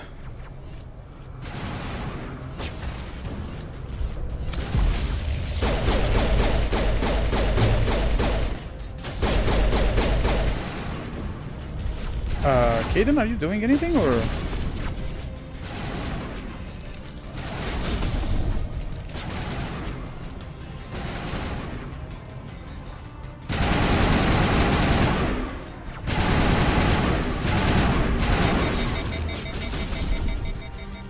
Do these guys take damage or what the hell's going on here?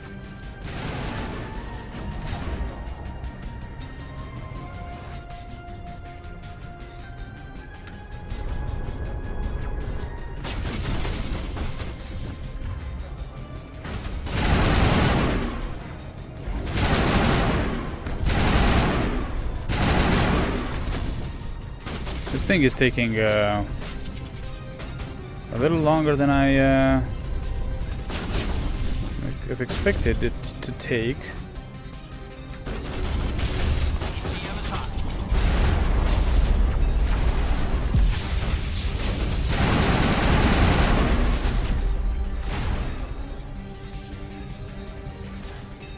Temporarily drives robotic enemies berserk, so they will attack anything nearby, including their former allies. No, let's do this.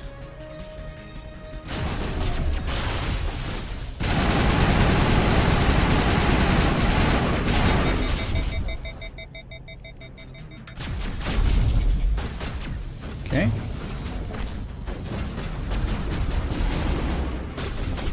Can't do anything. Oh my god, there's this guy right here next to me. What the hell is going on?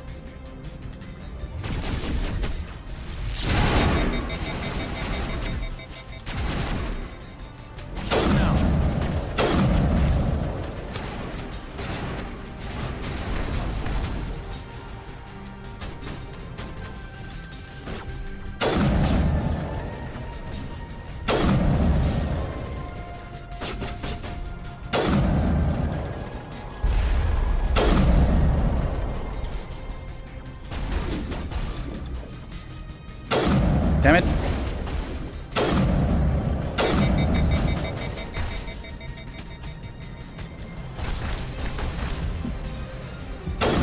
Are you kidding me?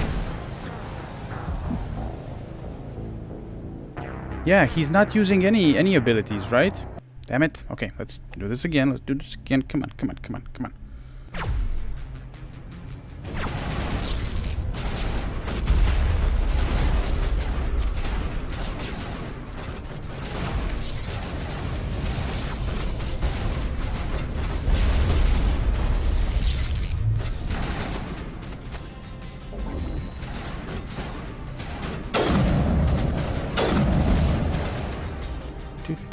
Hold on a second.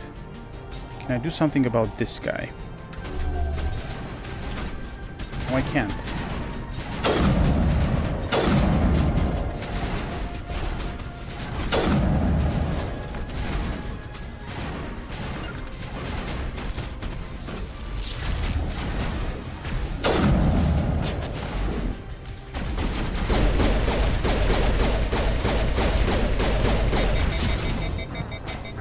I'm doing something wrong. I'm doing something wrong, clearly.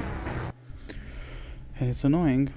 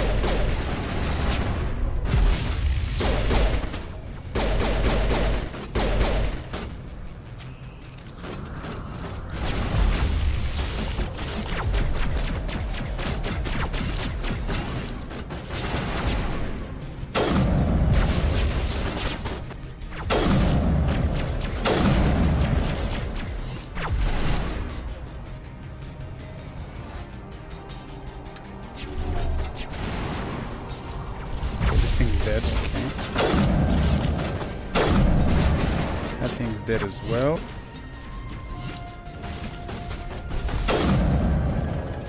And these things are creepy as F.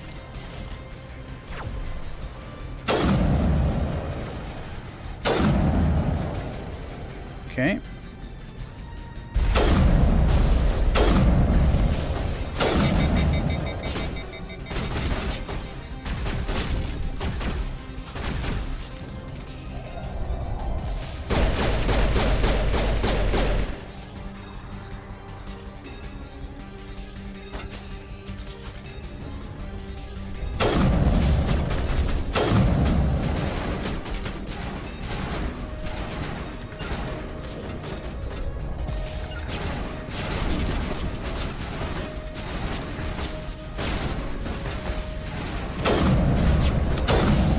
Oh, what the hell?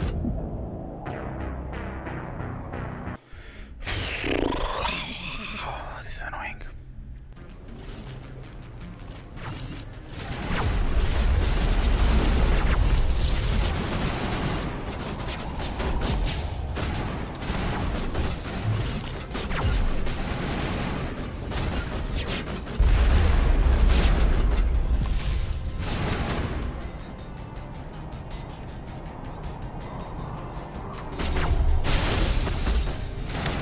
I don't know if it's harder than, it's just that maybe I'm very bad at it.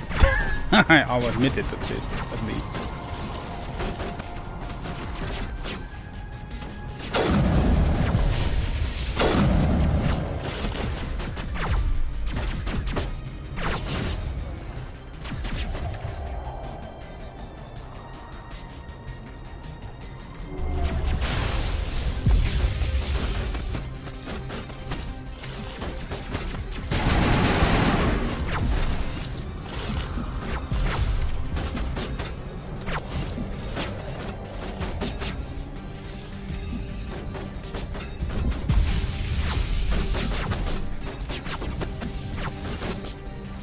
trying to see if I can use...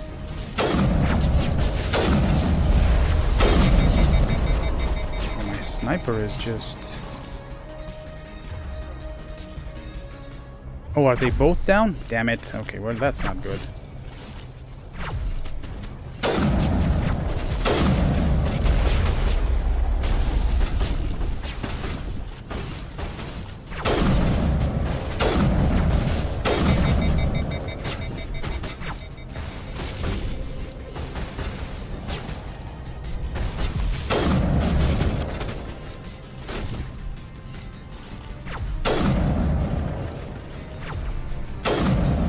Come on.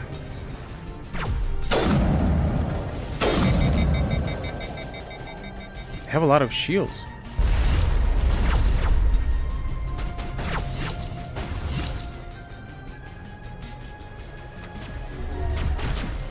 Nope, that didn't do anything.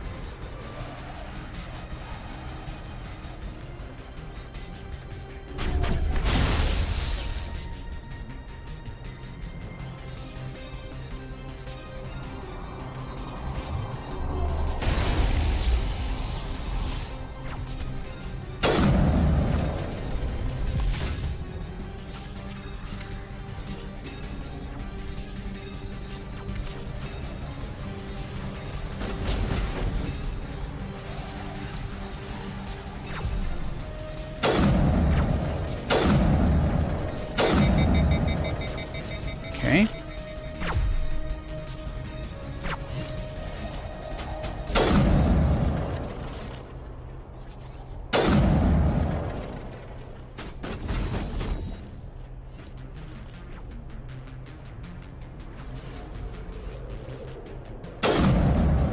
Okay. I'm okay, I'm okay.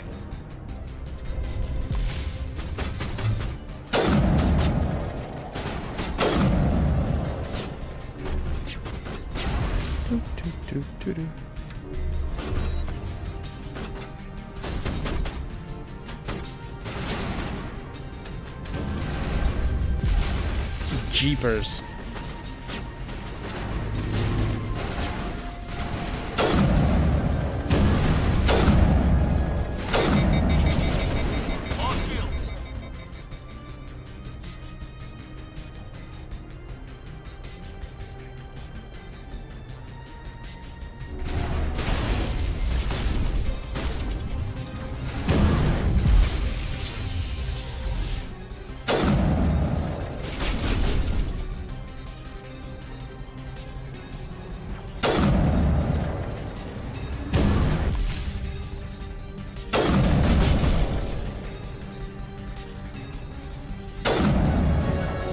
Okay.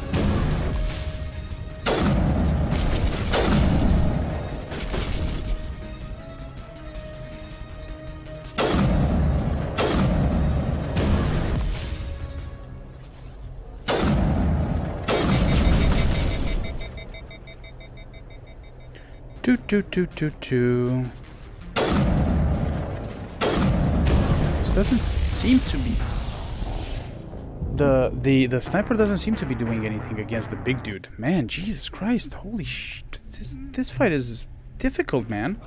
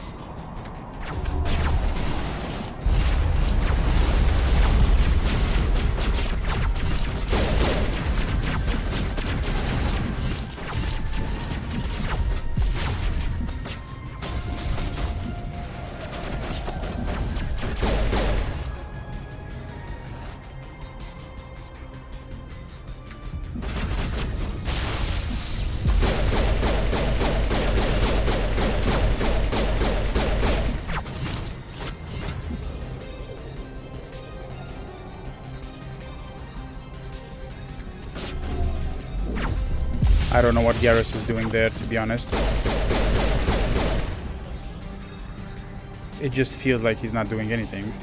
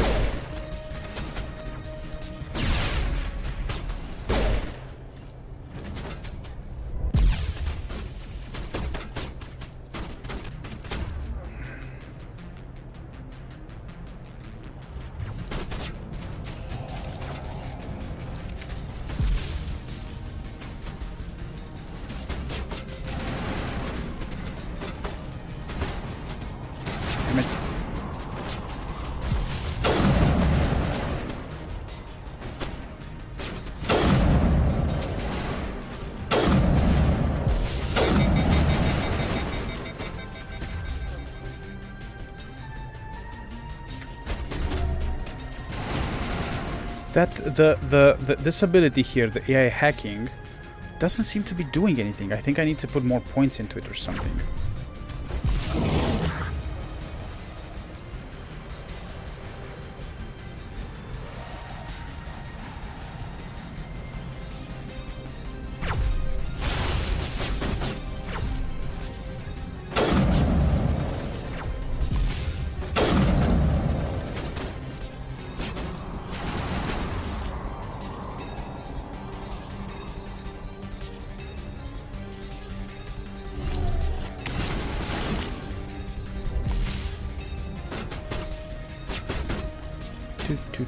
Who else is in here?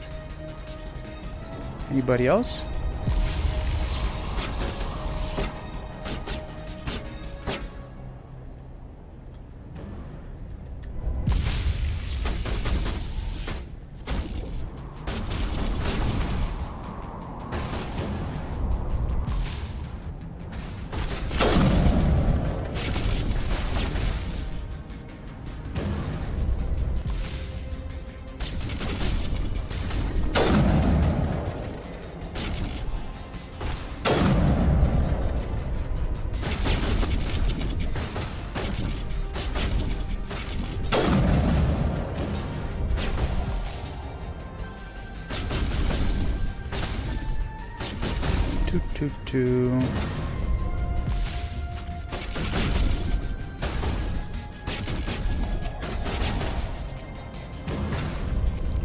Which one is the assault rifle? This one, right?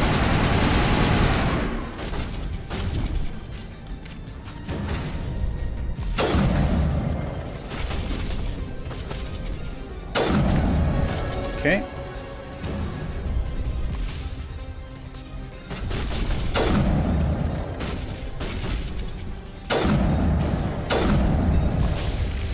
Damn it.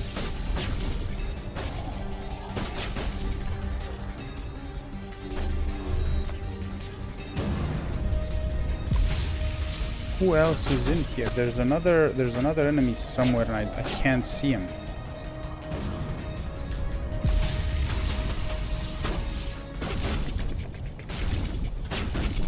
Okay.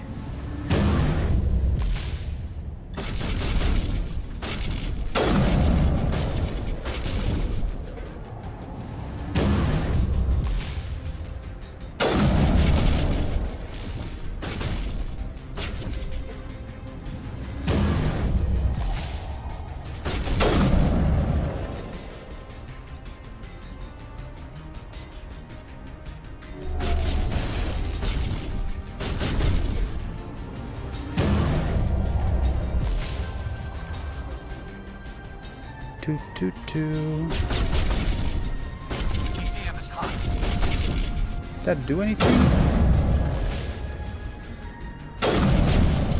I don't think this does anything to him. Hold on. If I go closer to you right here.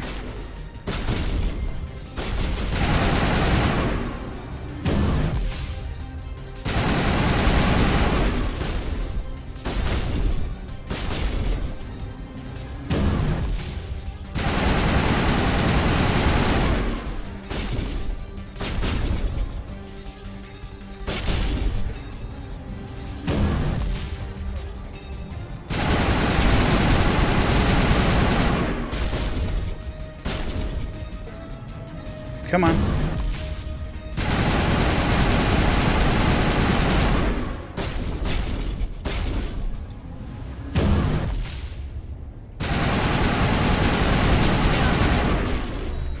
No.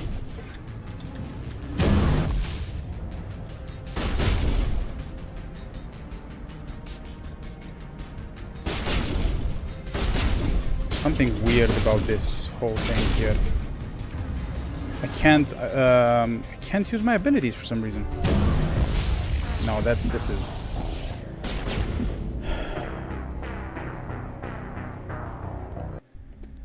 This is very weird. This is very weird. I never thought that this would last so long. Jesus Christ.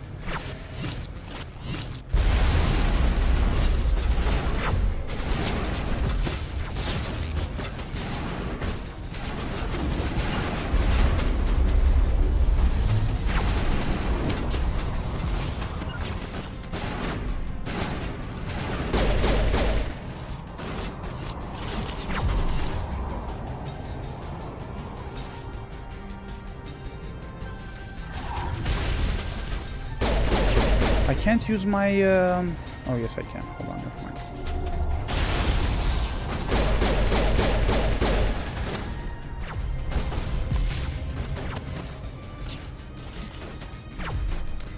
Hey, Rope. Yeah, quite the fight, exactly. It's just because I'm kind of...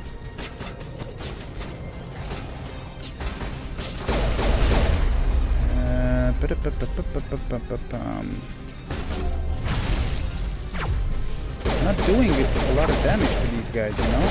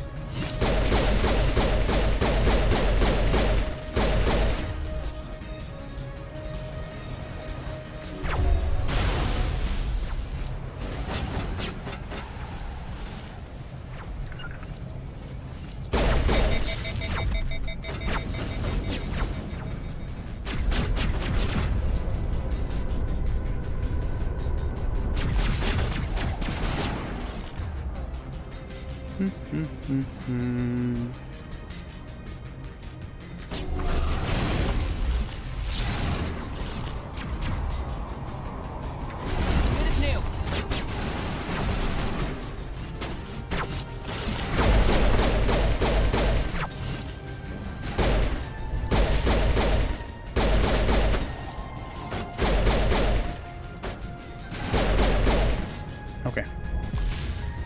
Now.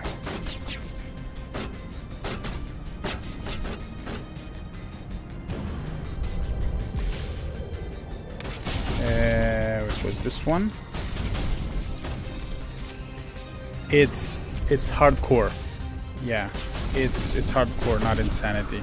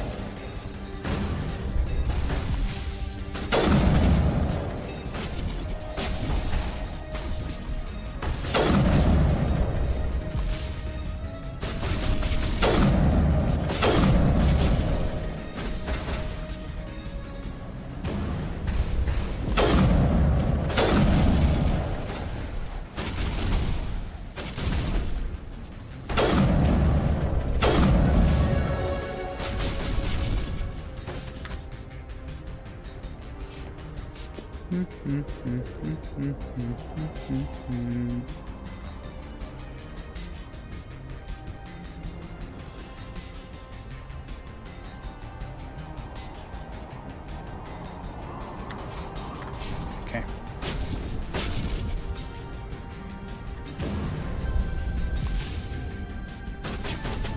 Right. Okay. Well, yeah, that might explain it then a little bit.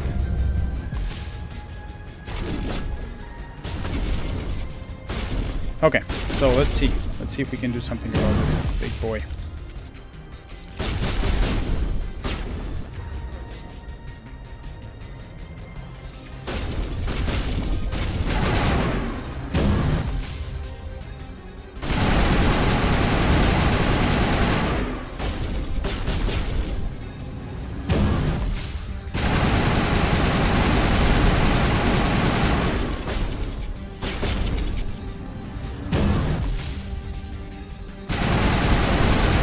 I don't really understand why I'm taking damage.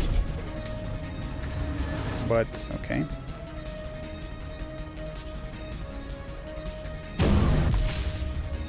Kaidan isn't doing anything, apparently. Which kind of sucks. Always, it's very annoying.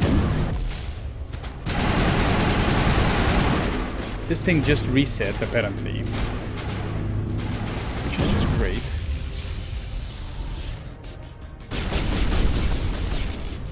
Oh, Kaidan is dead. Right. Okay, makes sense. Makes sense.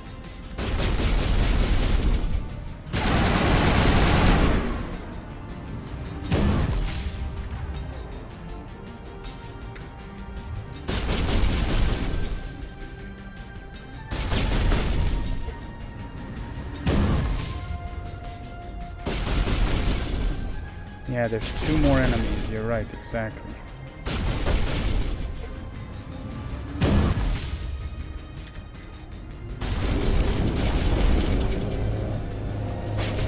Whoa.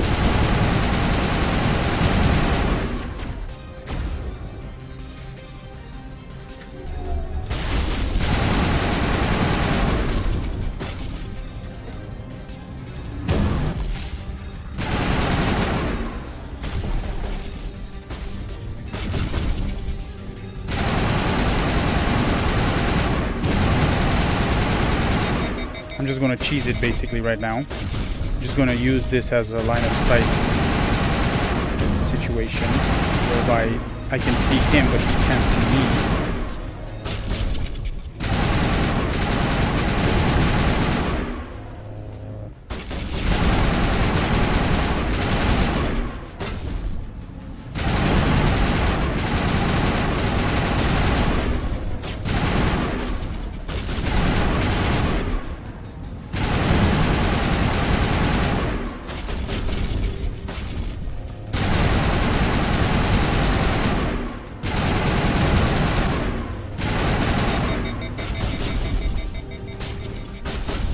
Cheese it as much as possible. I think it makes a difference where you shoot it.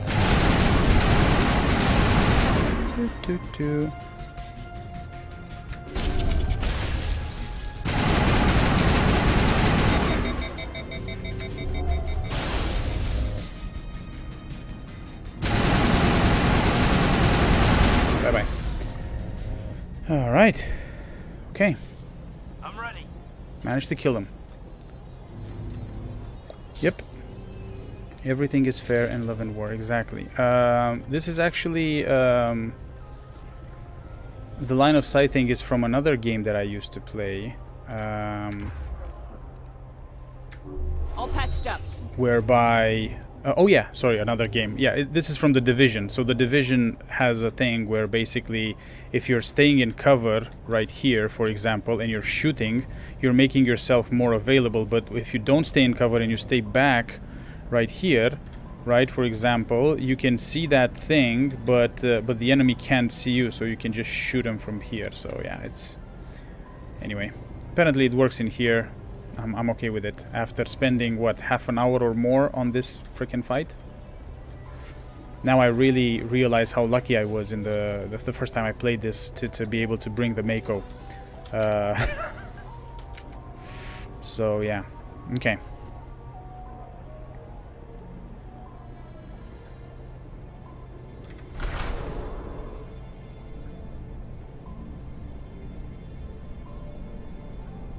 Okay, Kath, thank you very much for sticking around so far. I think I'm going to be... Yeah, I think I'm going to do this mission and then I might... I was hoping to do more, but it is what it is. Yeah, let me just save it here again. Just to be on the safe side.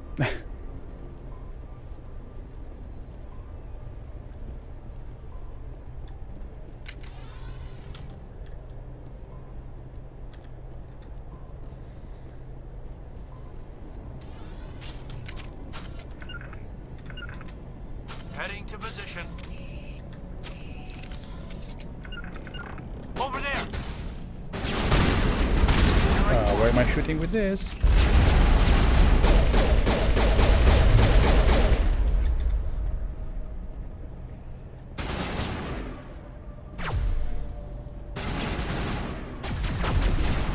Toot toot toot.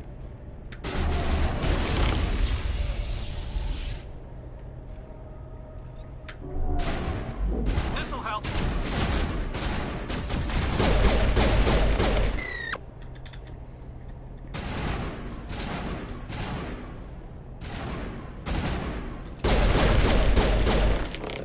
Cool. Awesome. I don't think there was anything else in here, right? To me. Okay.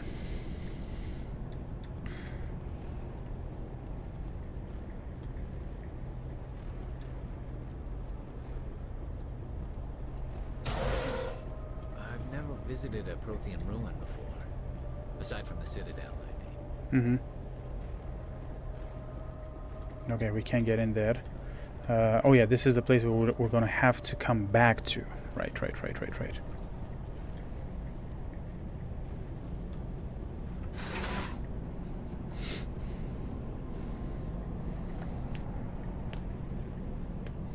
I should also be leveling up these guys, I guess. Because I didn't. And we leveled up for sure, even though they kind of died.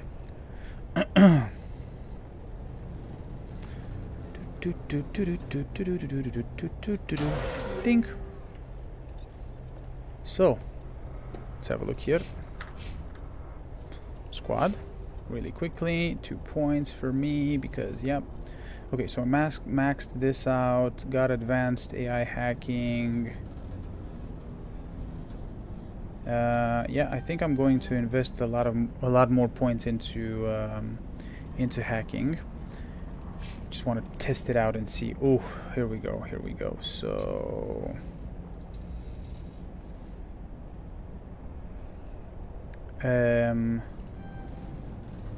Let's do that. Let's do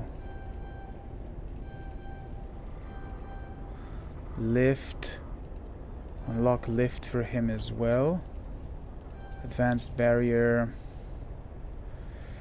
Stasis makes the target unable to move or attack, but also immune to damage. No, I don't want that. Decryption. I don't think I need that. First aid restores. Okay.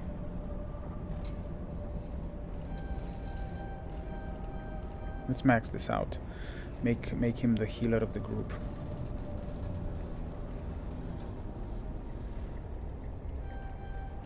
That's it.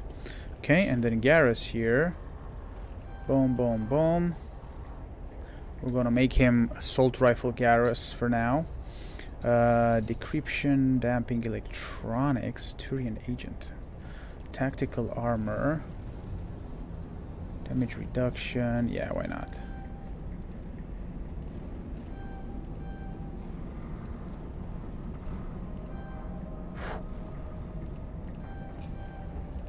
There we go, I like that. And then assault training resets the cooldown times on all your talents so they can be used immediately. Yeah, let's do that. Okay, cool.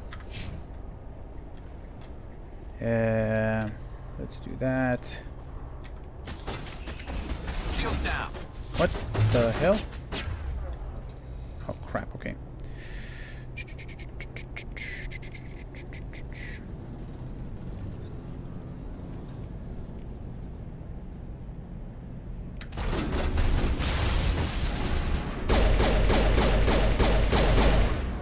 Tum.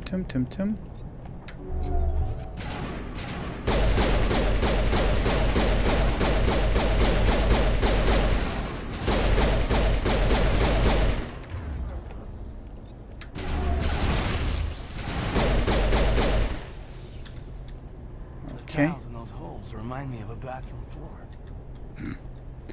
Man, I don't like the fact that I can't really hear these guys if I'm not facing them. That's the one thing that I don't like. What they did here. Okay, let's have a look here. Think.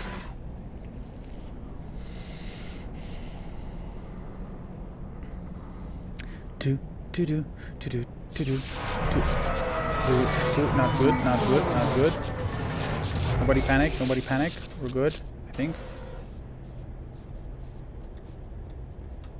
Almost good. Hello?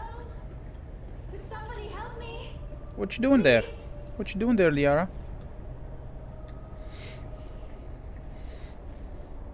Can you hear me out there? I'm trapped. I need help. Keep it down. Liara to Sony, I presume? Thank the goddess.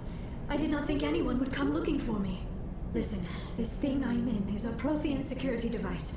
I cannot move, so I need you to get me out of it, all right? Your mother is working with Saren. Whose side are you on? What? I am not on anybody's side. I may be Benezia's daughter, but I'm nothing like her. I have not spoken to her in years. Please, just get me out of here. How did you end up in there? I was exploring the ruins when the Geth showed up, so I hid in here. Can you believe that? Geth beyond the veil! I activated the tower's defenses. I knew the barrier curtains would keep them out. When I turned it on, I must have hit something I wasn't supposed to. I was trapped in here. You must get me out, please! We'll find some way to help you. There is a control in here that should deactivate this thing. You'll have to find some way past the barrier curtain. That's the tricky part. The defenses cannot be shut off from the outside. I don't know how you'll get in here. Be careful. There was a Krogan with the Geth. They have been trying different ways to get past the barrier. Cool. That's great. Oh, look at these guys are ready for us. Jeez Louise. Okay.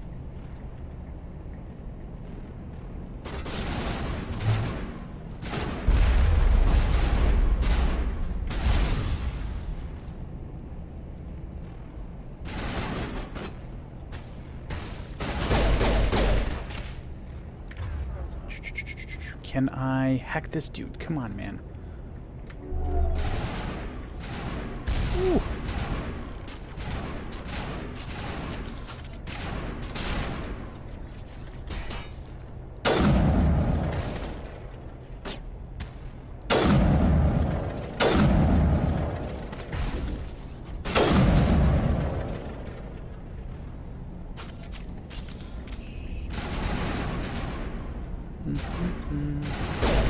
Good to go.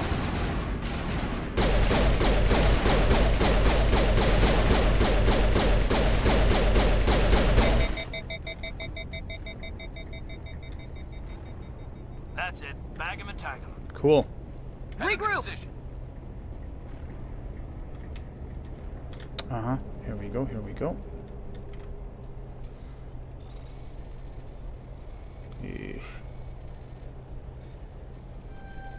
Boom. Take all... Oh, actually, hold on a second. Jeez Louise. I should... Okay, Caden. You use assault rifles, right? I don't have an assault rifle that is... Garrus uses an assault rifle as well, but nothing is really better than what we have. Okay, what about armor? Wow, you're... Oh, okay, here we go. You equip this. Caden, my friend. You...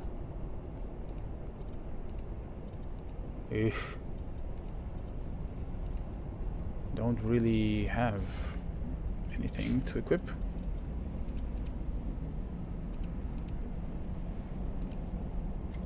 Yeah, it's fine.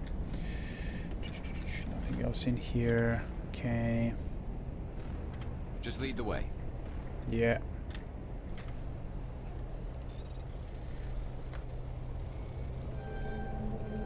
Boom. There we go. Boom, boom, boom. Pistol Edge 4. What now? Pistol Edge 4, you said? Accuracy 57. Hit scene capacity 5. Yeah, why not? Transfer installed upgrades to the new... Yes. Transfer everything. Okay, let's use this pistol, I guess, for now. Okay, so she said there was a Krogan, right? With the Geth and stuff.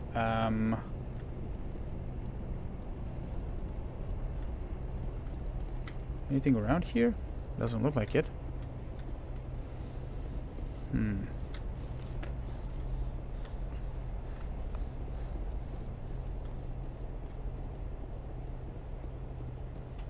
Mining laser... Ah, there we go.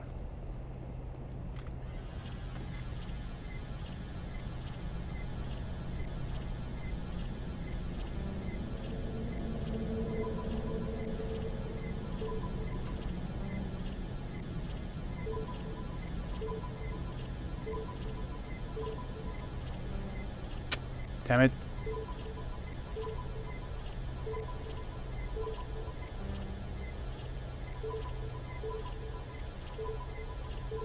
All right.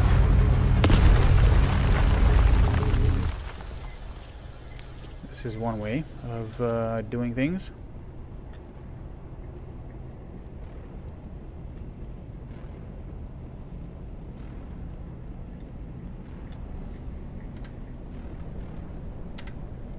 I cannot save it here. That's interesting.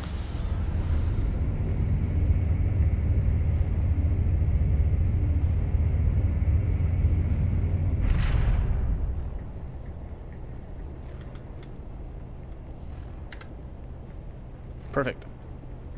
Oh, There we go. how did you get in here? I didn't think there was any way past the barrier. Well, superior We firepower. blasted through with the mining laser. Of course. Yes, that makes sense. Mm-hmm. Please, get me out of here before more Geth arrive. That button over there should shut down this containment field.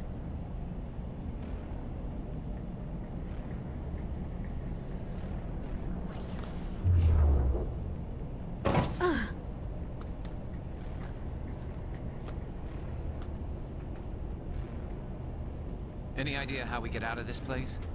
There is an elevator back in the center of the tower. At least I think it's an elevator. It should take us out of here. Come on! Mm-hmm. I still cannot believe all this. Why would the Geth come after me? Do you think Benezia's involved? Saren's maybe. looking for the conduit. You're a Prothean expert. He probably wants you to help him find it. The conduit, but I don't know. Mm-hmm. What the hell was that? These ruins are not stable. That mining laser must have triggered a seismic event. We have to hurry. The whole place is caving in. Joker, get the Normandy airborne and lock in on my signal. On the double, mister. Aye, aye, Commander. Secure and away. ETA 8 minutes. 8 minutes, Jake. Not much margin for error.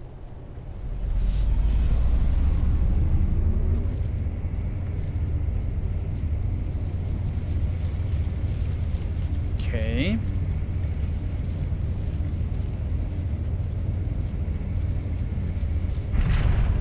Here we go. There he is. Damn it.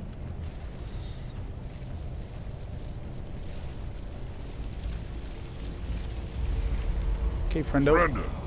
Or don't. That would be more fun.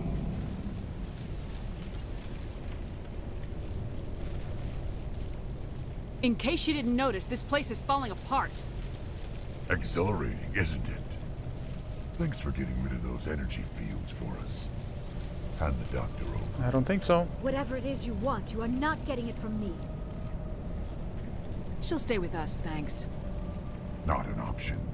Saren wants her, and he always gets what he wants. Kill him. Spare the Asari if you can. If not, doesn't matter. Think. Okay, hold on a second. Let me do this. Okay.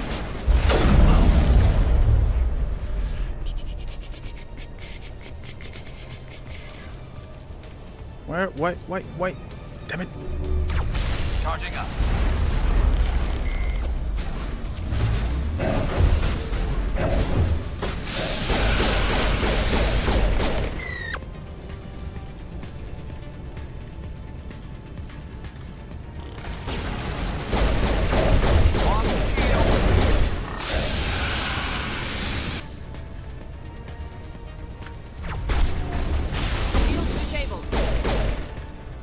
Whoa!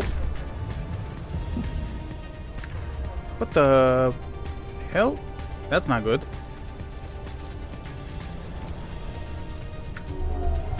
Yep, that is definitely not good.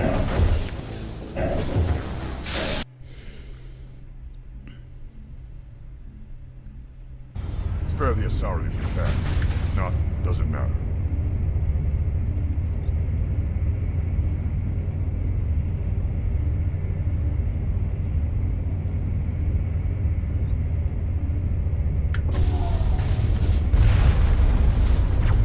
Shit.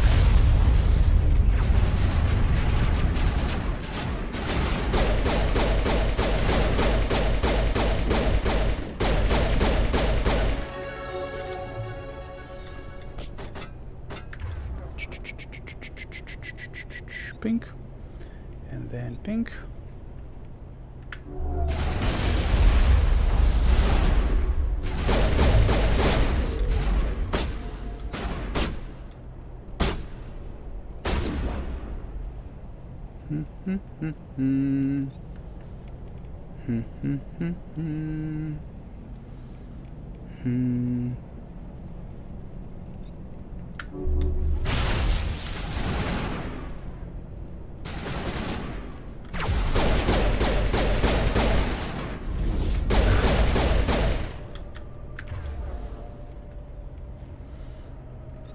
Okay.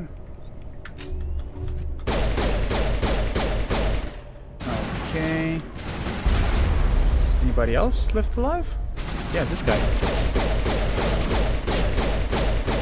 That's it. That's it, I guess. Okay. Typical Krogan tactics. Yeah, exactly. He came charging the first time, but then, yeah. I forgot he hits like a truck.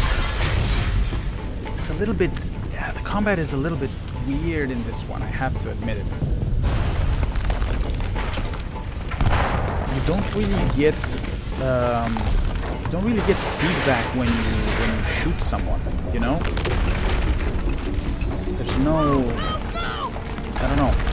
I don't know if they changed that or not, but yeah.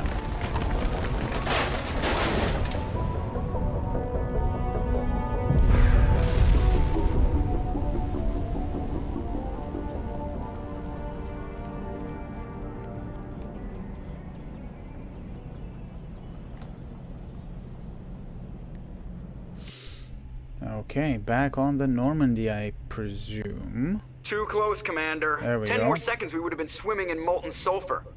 The Normandy isn't equipped to land in exploding volcanoes. They tend to fry our sensors and melt our hull.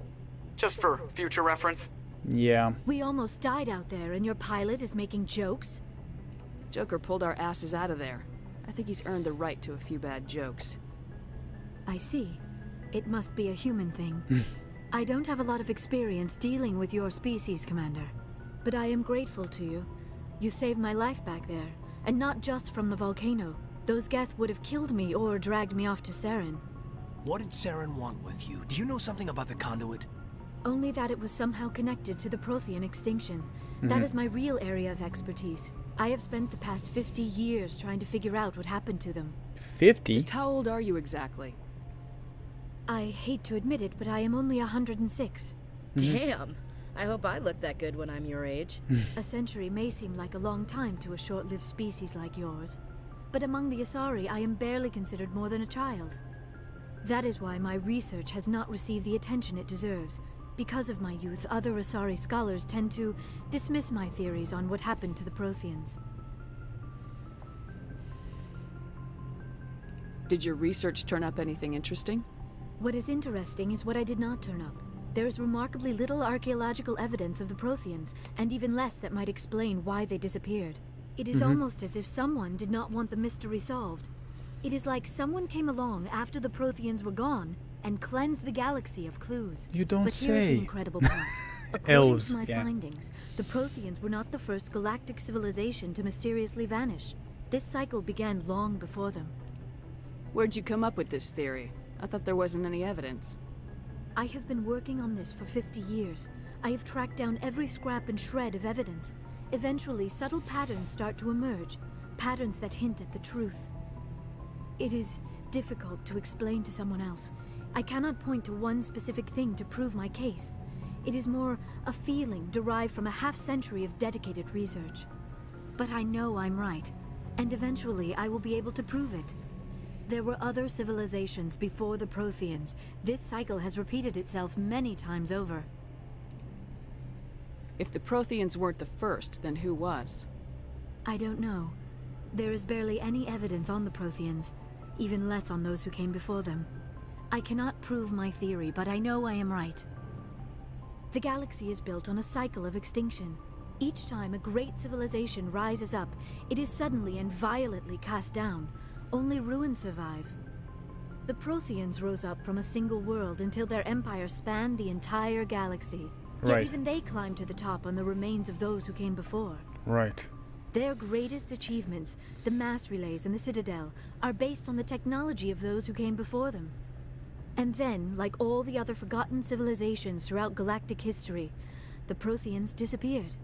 I have dedicated my life to figuring out why. Shut up and I'll tell you. I can help you. They were wiped out by a race of sentient machines, the Reapers. The Reapers? But I have never heard of. How do you know this? What evidence do you have?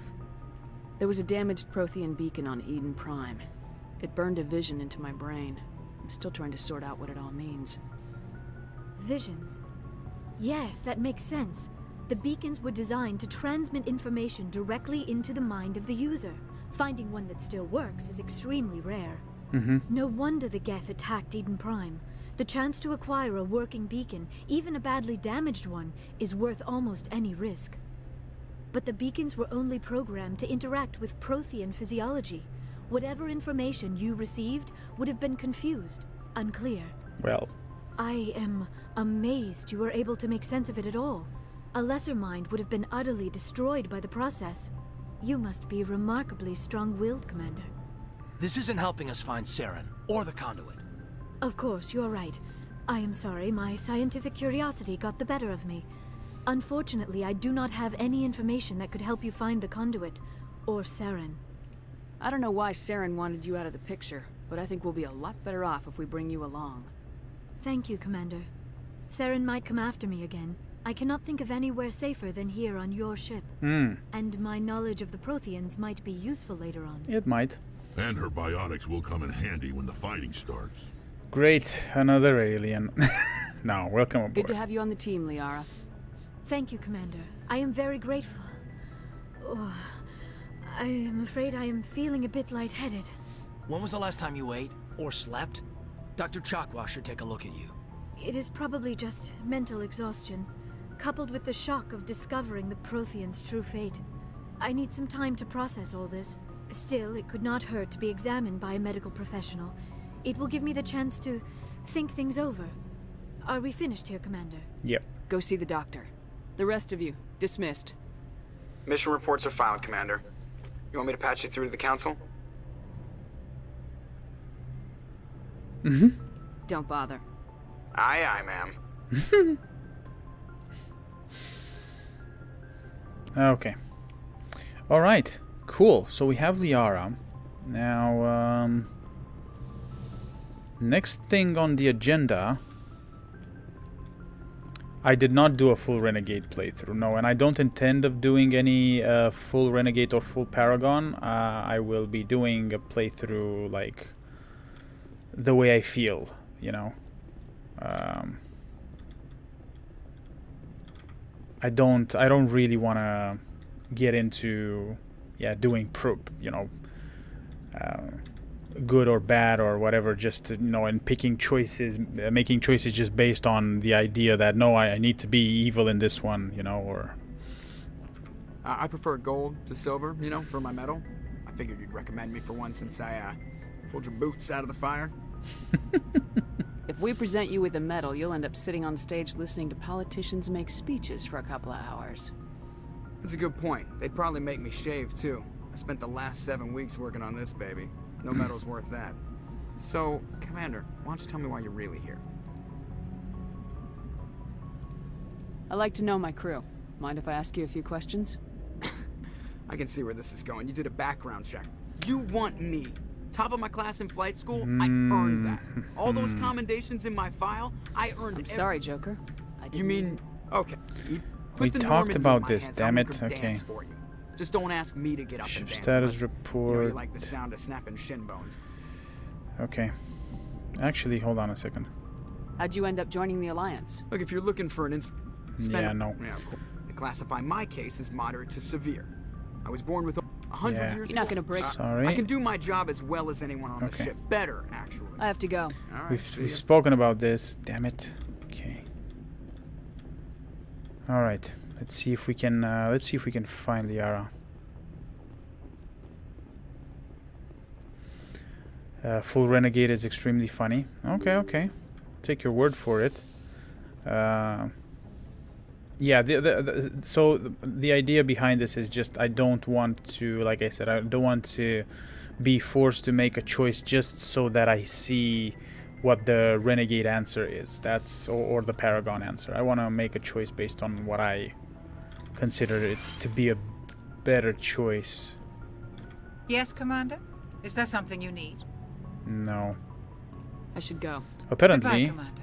you don't want to talk to me. Let's see, Liara? There we are.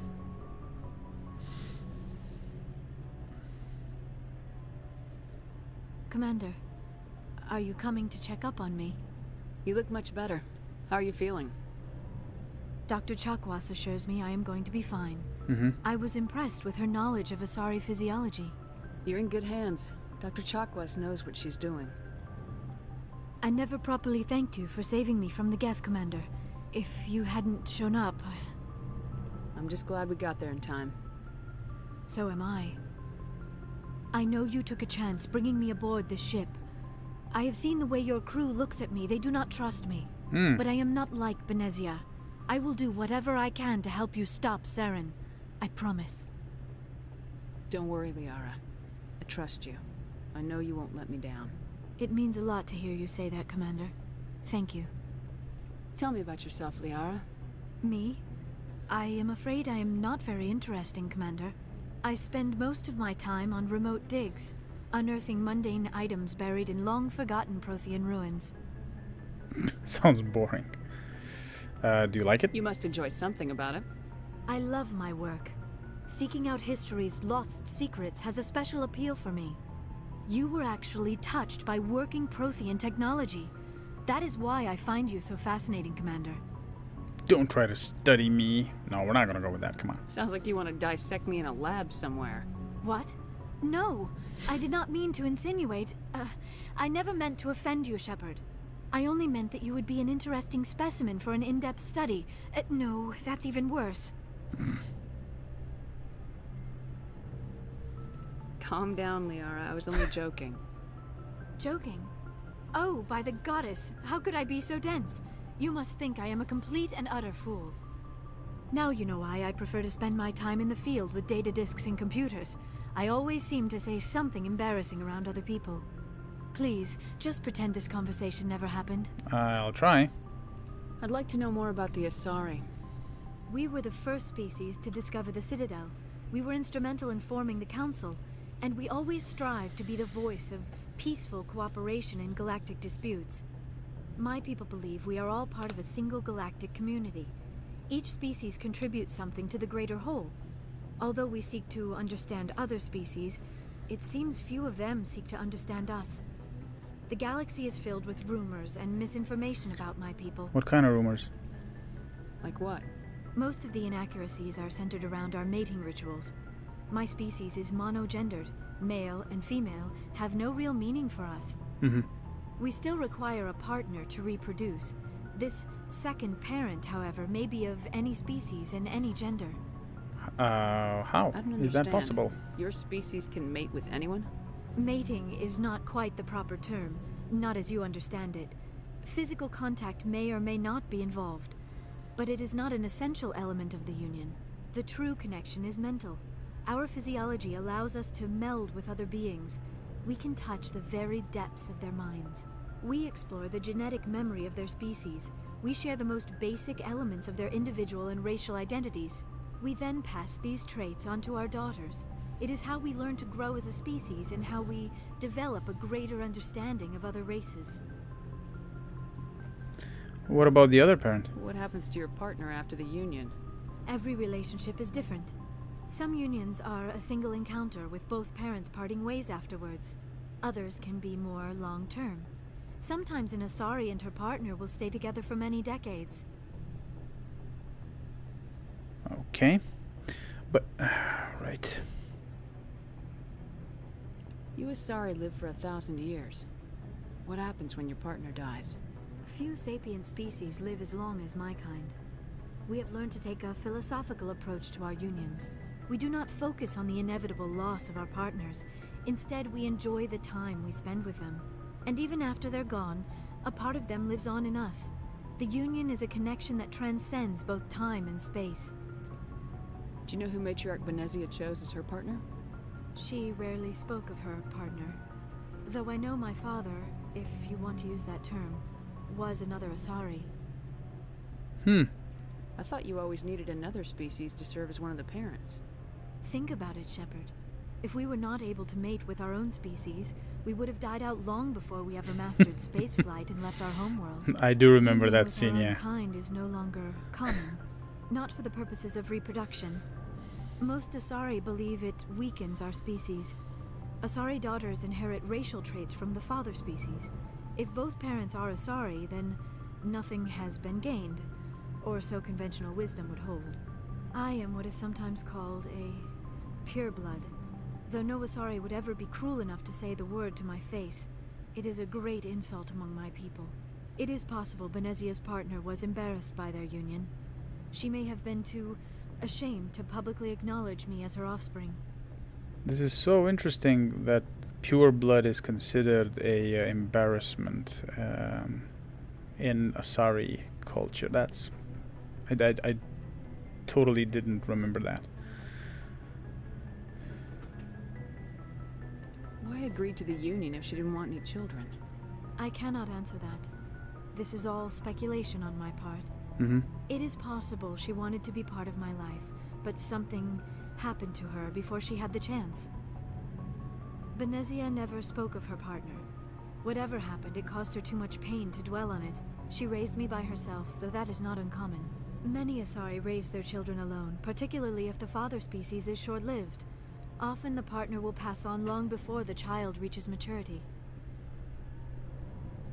Who was your father again? Do you know who Matriarch Benezia chose as her partner? She rarely spoke of her partner. Though I know my father, if you want to use that term, was another Asari. Benezia never told you her partner's name? Union with our own kind is no longer common, not for the purposes of reproduction. Most Asari believe it weakens our species. Asari daughters inherit racial traits from the father species. If both parents are Asari, then I am what is sometimes... It is possible Benezia's partner was embarrassed by their union. She may have been too ashamed. I can't... Many Asari raise their children alone, particularly if the father species is short-lived. Do you know why Benezia joined up with Saren? I don't understand it. She was always outspoken about the need for the Asari to become more involved in shaping galactic events. Maybe she thought allying herself with Saren would somehow be for the greater good in the long run. At least I hope so. Maybe she's just evil. Any chance she's in this for power or personal gain? No, not the Benezia I knew. But I hadn't spoken with my mother in many years. She may have changed. Okay. I should go. Okay. Goodbye, Shepard. Liara, thank you for the information. I just need to go downstairs and...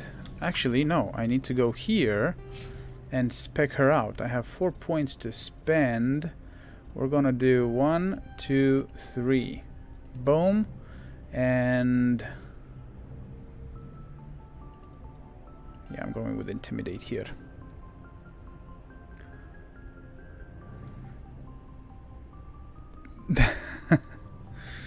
Okay.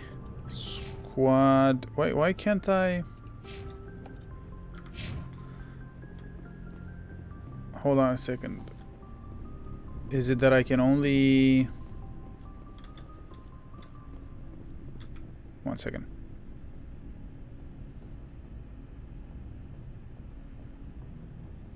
Commander, do you have a minute? I'm listening. I always make time for my officers. Off the record, I think there's something wrong here. What do you mean? This Saren is looking for records on some kind of galactic extinction, but we can't get backup from the Council? Sorry, Commander. There's writing on the wall here, but someone isn't reading it. The Council doesn't want to believe anything's wrong. I'd call it human nature, but... I hear you. It just seems like a group that's been around as long as the Council should see this coming. It's funny, we finally get out here, and the final frontier was already settled. And the residents don't even seem impressed by the view. Or the dangers. Well, well. You're a romantic. Did you sign on for the dream, Malenko? Secure a man's future in space? Yeah, I read a lot of those books when I was a kid, where the hero goes to space to prove himself worthy of a woman he loves, or, you know, for justice. Maybe I was a romantic in the beginning, but I thought about it after biotic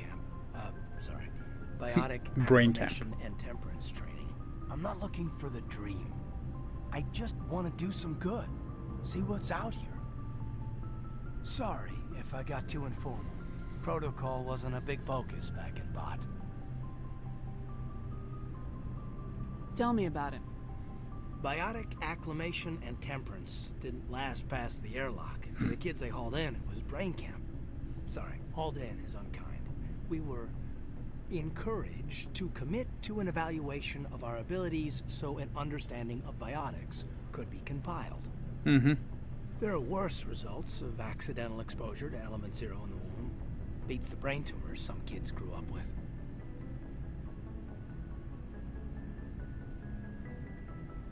Seems like you beat the odds. How many didn't make it? Out of 100, maybe 60 have no effect. Wow. 30 suffer adverse effects, little things like brain cancer. Little things. The other 10 show enough ability to augment with implants. Not always permanent, though. Not like the cancer. Next thing you know, you're out on Jump Zero. And how's a kid supposed to deal with that? A station at the edge of human space. Jump Zero is Gagarin Station, right? What's it like? Yeah, that's the official name. Biggest and farthest facility we had for decades. Right on the termination shock, the outer edge of the solar system. It's where they did all the Goose Chase FTL research before we caught on to using mass effect fields. It was a sterile research platform when I was there. There were other kids in the same boat, right? At least you weren't alone out there. That's true. We did have a little circle that'd get together every night before lights out. We didn't have much to do, though. It was a research platform then, and Kinetics kept Jump Zero off the extranet to prevent leaks. You were all teenagers. I'm sure you found other ways to occupy the time. I'm not the sort who does that kind of thing, Commander. Not likely, anyway. There was a girl I spent a lot of time with. A week after our close on. Rana. Mm-hmm. She was from Turkey. Her family was very rich. But she was smart. And charming as hell. Beautiful. But not stuck up about it. Like you, I guess. Oh. Okay. Sounds like she was special to you. She was. Maybe she felt the same. But things never felt together. Training, you know. Mm-hmm. You know of any intentional exposures for certain? No one knows. Doesn't mean they didn't happen. As big as the exposures were, it was hard to track down accidentals. Right. It was different then. No one knew the potential, so there wasn't a lot of regulation. Anything Kinetics did was gold. I'm not saying they intentionally detonated drives over our outposts, but in retrospect, they were damn quick on the scene. Jump Zero's a long way from home. What was it like? The grand gateway to humanity looks a lot better in the vids. Anyway, this was supposed to be a casual debrief, a bull session about stuff that happened years ago. We have to depend on each other in combat. I like knowing what kind of man I have at my back. I understand, ma'am. I won't let you down. You, make a habit of getting this personal with everyone? No, I don't. We'll talk again later. Damn it. I'll need some time to process that, Commander. But, yeah, I'd like that. Okay, I'm not coming on to you, buddy, so keep it in your pants. Okay. Hold on a second here. I want to check the requisitions officer really quickly. Want to sell some things, buy some things, and also check if I can upgrade my crew really quickly, and maybe have a chat with these guys as well. So let's go here first. Dunk. There we go. Oh, no. This is Liara's. Okay, Liara's equipment. Let's see. Do we have... Bet she wears what? Okay.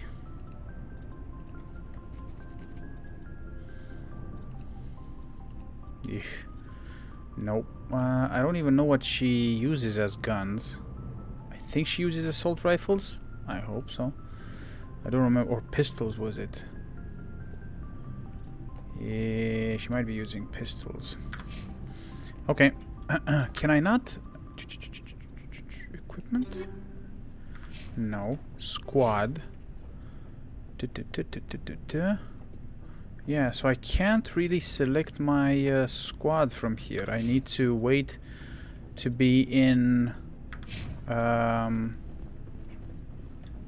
outside of the ship to do that. Interesting. Hey, buddy. Looking for supplies? Maybe. Let's see what you got.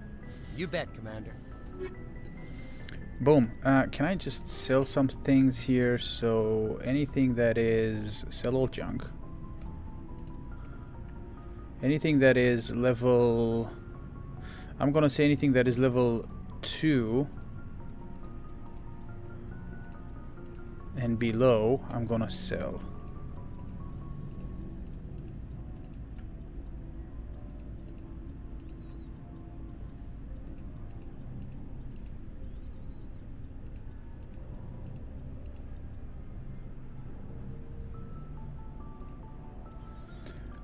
Let's not sell the upgrades though, just yet. It's a lot of armor upgrades. Shotgun? Shotgun. Hold on.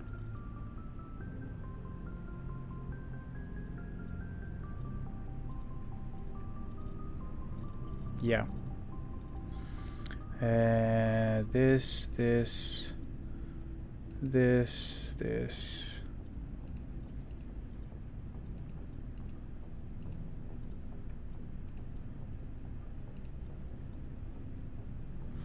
Yep. Boom. There we go, 22k. Nice. So now, let's have a look here. The Kessler 30, no, the assault rifle, shotgun, light armor, medium armor. I don't like anything. Thanks, buddy. Garrus, my man. Commander, how are you? Why did you want to be a C-Sec officer in the first place? That's a good question. There were several reasons, I guess. Like what? Probably the same as most officers. I wanted to fight injustice, wanted to help people. I guess my father had something to do with it too. He was C-Sec, one of the best. I grew up hearing about his accomplishments or seeing his picture on the vids after a big arrest. He's taking my resignation pretty hard. He's not impressed that you're going after Saren? My father's a C-Sec man to the bone. Do things right or don't do them at all, he says. He thinks I'm being too rash, too impatient. He's worried I'll become just like Saren. Right. He actually talked me out of becoming a Spectre when I was younger, for the same reason. A Spectre? You were asked to be a Spectre. Well, I was targeted as a possible Spectre candidate. Me and about 1,000 other Turian military recruits. I could have received special training, but my father didn't like it. He despises the Spectres. He hates the idea of someone having unlimited power with no accountability. He wouldn't like you, Commander. No offense. Oh well. Not all Spectres are like Saren, you know. Of course not. But Saren's not going to play by our rules, C-Sec's rules. If you want to nail Saren, you need to send someone who isn't restricted by policies and procedures. You're a quick learner, Garrus. We'll beat him at his own game. It's the only way to stop someone like him. I'm right behind you, Commander. Cool. Okay. Ashley? Commander? Do you have a few minutes to talk? One-on-one? Sure. I was hoping to get a minute of your time off the record. I keep an open door policy. If you have any concerns, lay them on me. All right. I know things are different aboard the Normandy, but I'm concerned about the aliens. Vicarian and Rex. With all due respect, Commander, should they have full access to the ship? Because they're not Alliance, or because they're aliens? Because they're aliens? You don't trust their motives because they're not human. This is the most advanced ship in the Alliance Navy. I don't think we should give them free rein to poke around the vital systems. Engines, sensors, weapons. Right. That's enough, Chief. You always second-guess your superiors? Ma'am, no ma'am. I'm sorry, I was out of line. I'll get back to my duties, Commander. You better do that, Ashley. Mind your own business. Bunch of alien haters, man. What the hell? We've got Saren on the run. Do we? It won't be long now. Saren's good, but I'm better. Good. He's rotten. To the core. I could tell as soon as I met him. Why didn't you tell me this sooner? I would have if I thought it was important. I'll decide what's important. Now tell me how you know Saren. This was a while ago. A bunch of mercs were bragging about a job out near the edges of the Terminus systems. They said it paid well and the boss was never around to ride them. They said he was looking for more men, too. So I checked it out. I didn't know Saren was openly recruiting mercs. It wasn't that open, and he only showed his face once. Right. We'd been raiding ships in the area for months when we took out this massive cargo freighter. Our biggest haul yet. I was on board checking bodies for valuables, looking for some extra credits. That's when I saw him. What was he doing? What did Saren want with the ship? I don't know what he wanted. He was just moving through the ship, watching. Couple of the mercs called him by name, but he never spoke to them. Never spoke to anyone. Mm-hmm. I had a really bad feeling about him, so I got the hell out. Didn't even wait to get paid. Damn. What kind of cargo was the freighter carrying? What was Saren after? I don't know. All I saw on that ship was food and medical supplies. There were some basic weapons, but nothing big. If there was anything of value on that ship, I didn't see it. That's why I didn't mention it sooner. Okay. Whose ship was it? There was a Volus trading vessel. Big one. Lots of guards. Okay. But they were no match for us. Right. That's the only time you saw him? Yeah. Didn't even know who he was.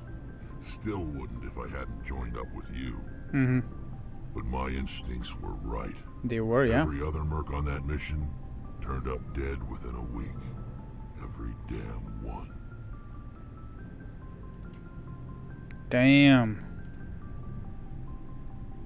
So long, Rex. Shepard. Okay.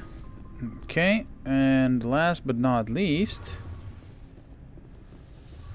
Señorita Tali. Oh, hello, Shepard. What's going on? Are you okay? I don't know. Your ship is amazing, and your crew's been really great to me, especially your chief engineer. But I just sort of feel out of place. Why? The Normandy runs so smooth it feels like we're not even moving. And the engines are so quiet. How do you sleep at night? It's too quiet to sleep. The silence wakes you up? Back on the flotilla, the last thing you want to hear is silence. It means an engine's died or an air filter shut down. I guess you don't have to worry about that here. But old habits die hard. Mm-hmm. But it's more than just the silence. This ship feels so empty. It's like half the crew is missing. Back home, I couldn't wait to go on my pilgrimage. I couldn't wait to get away from the crowds. Now that I'm out here, I kind of miss them. Sounds like the pilgrimage isn't just about finding resources for the fleet. Maybe it's about teaching you to appreciate your people and culture. You're probably right. We Quarians spend our whole lives traveling. But really, we never leave home. The pilgrimage has given me a whole new perspective on our culture. Awesome. You know, there's always a few who go on their pilgrimages and never return. I always assumed something bad happened to them. But maybe they just wanted a different life. You do plan to return to the migrant fleet, right? I could never abandon my people, Shepard. I will go back eventually. But we have to stop Saren first. Otherwise, I might not have a home to go back to. All right. I should go. See you later. Okie dokie. So, if I look really quickly here, we have in Pharos, the Geth have attacked the world of Pharos. Your primary objective is to go to the Zoo's Hope colony to investigate what Saren is after and why he sent his Geth troops to the planet. And we also have Noveria, where the Council has received reports of Geth interest in the corporate research colony of Noveria. The Council needs to know why. So these are our main missions. And then... okay, we all of a sudden have a bunch of assignments here.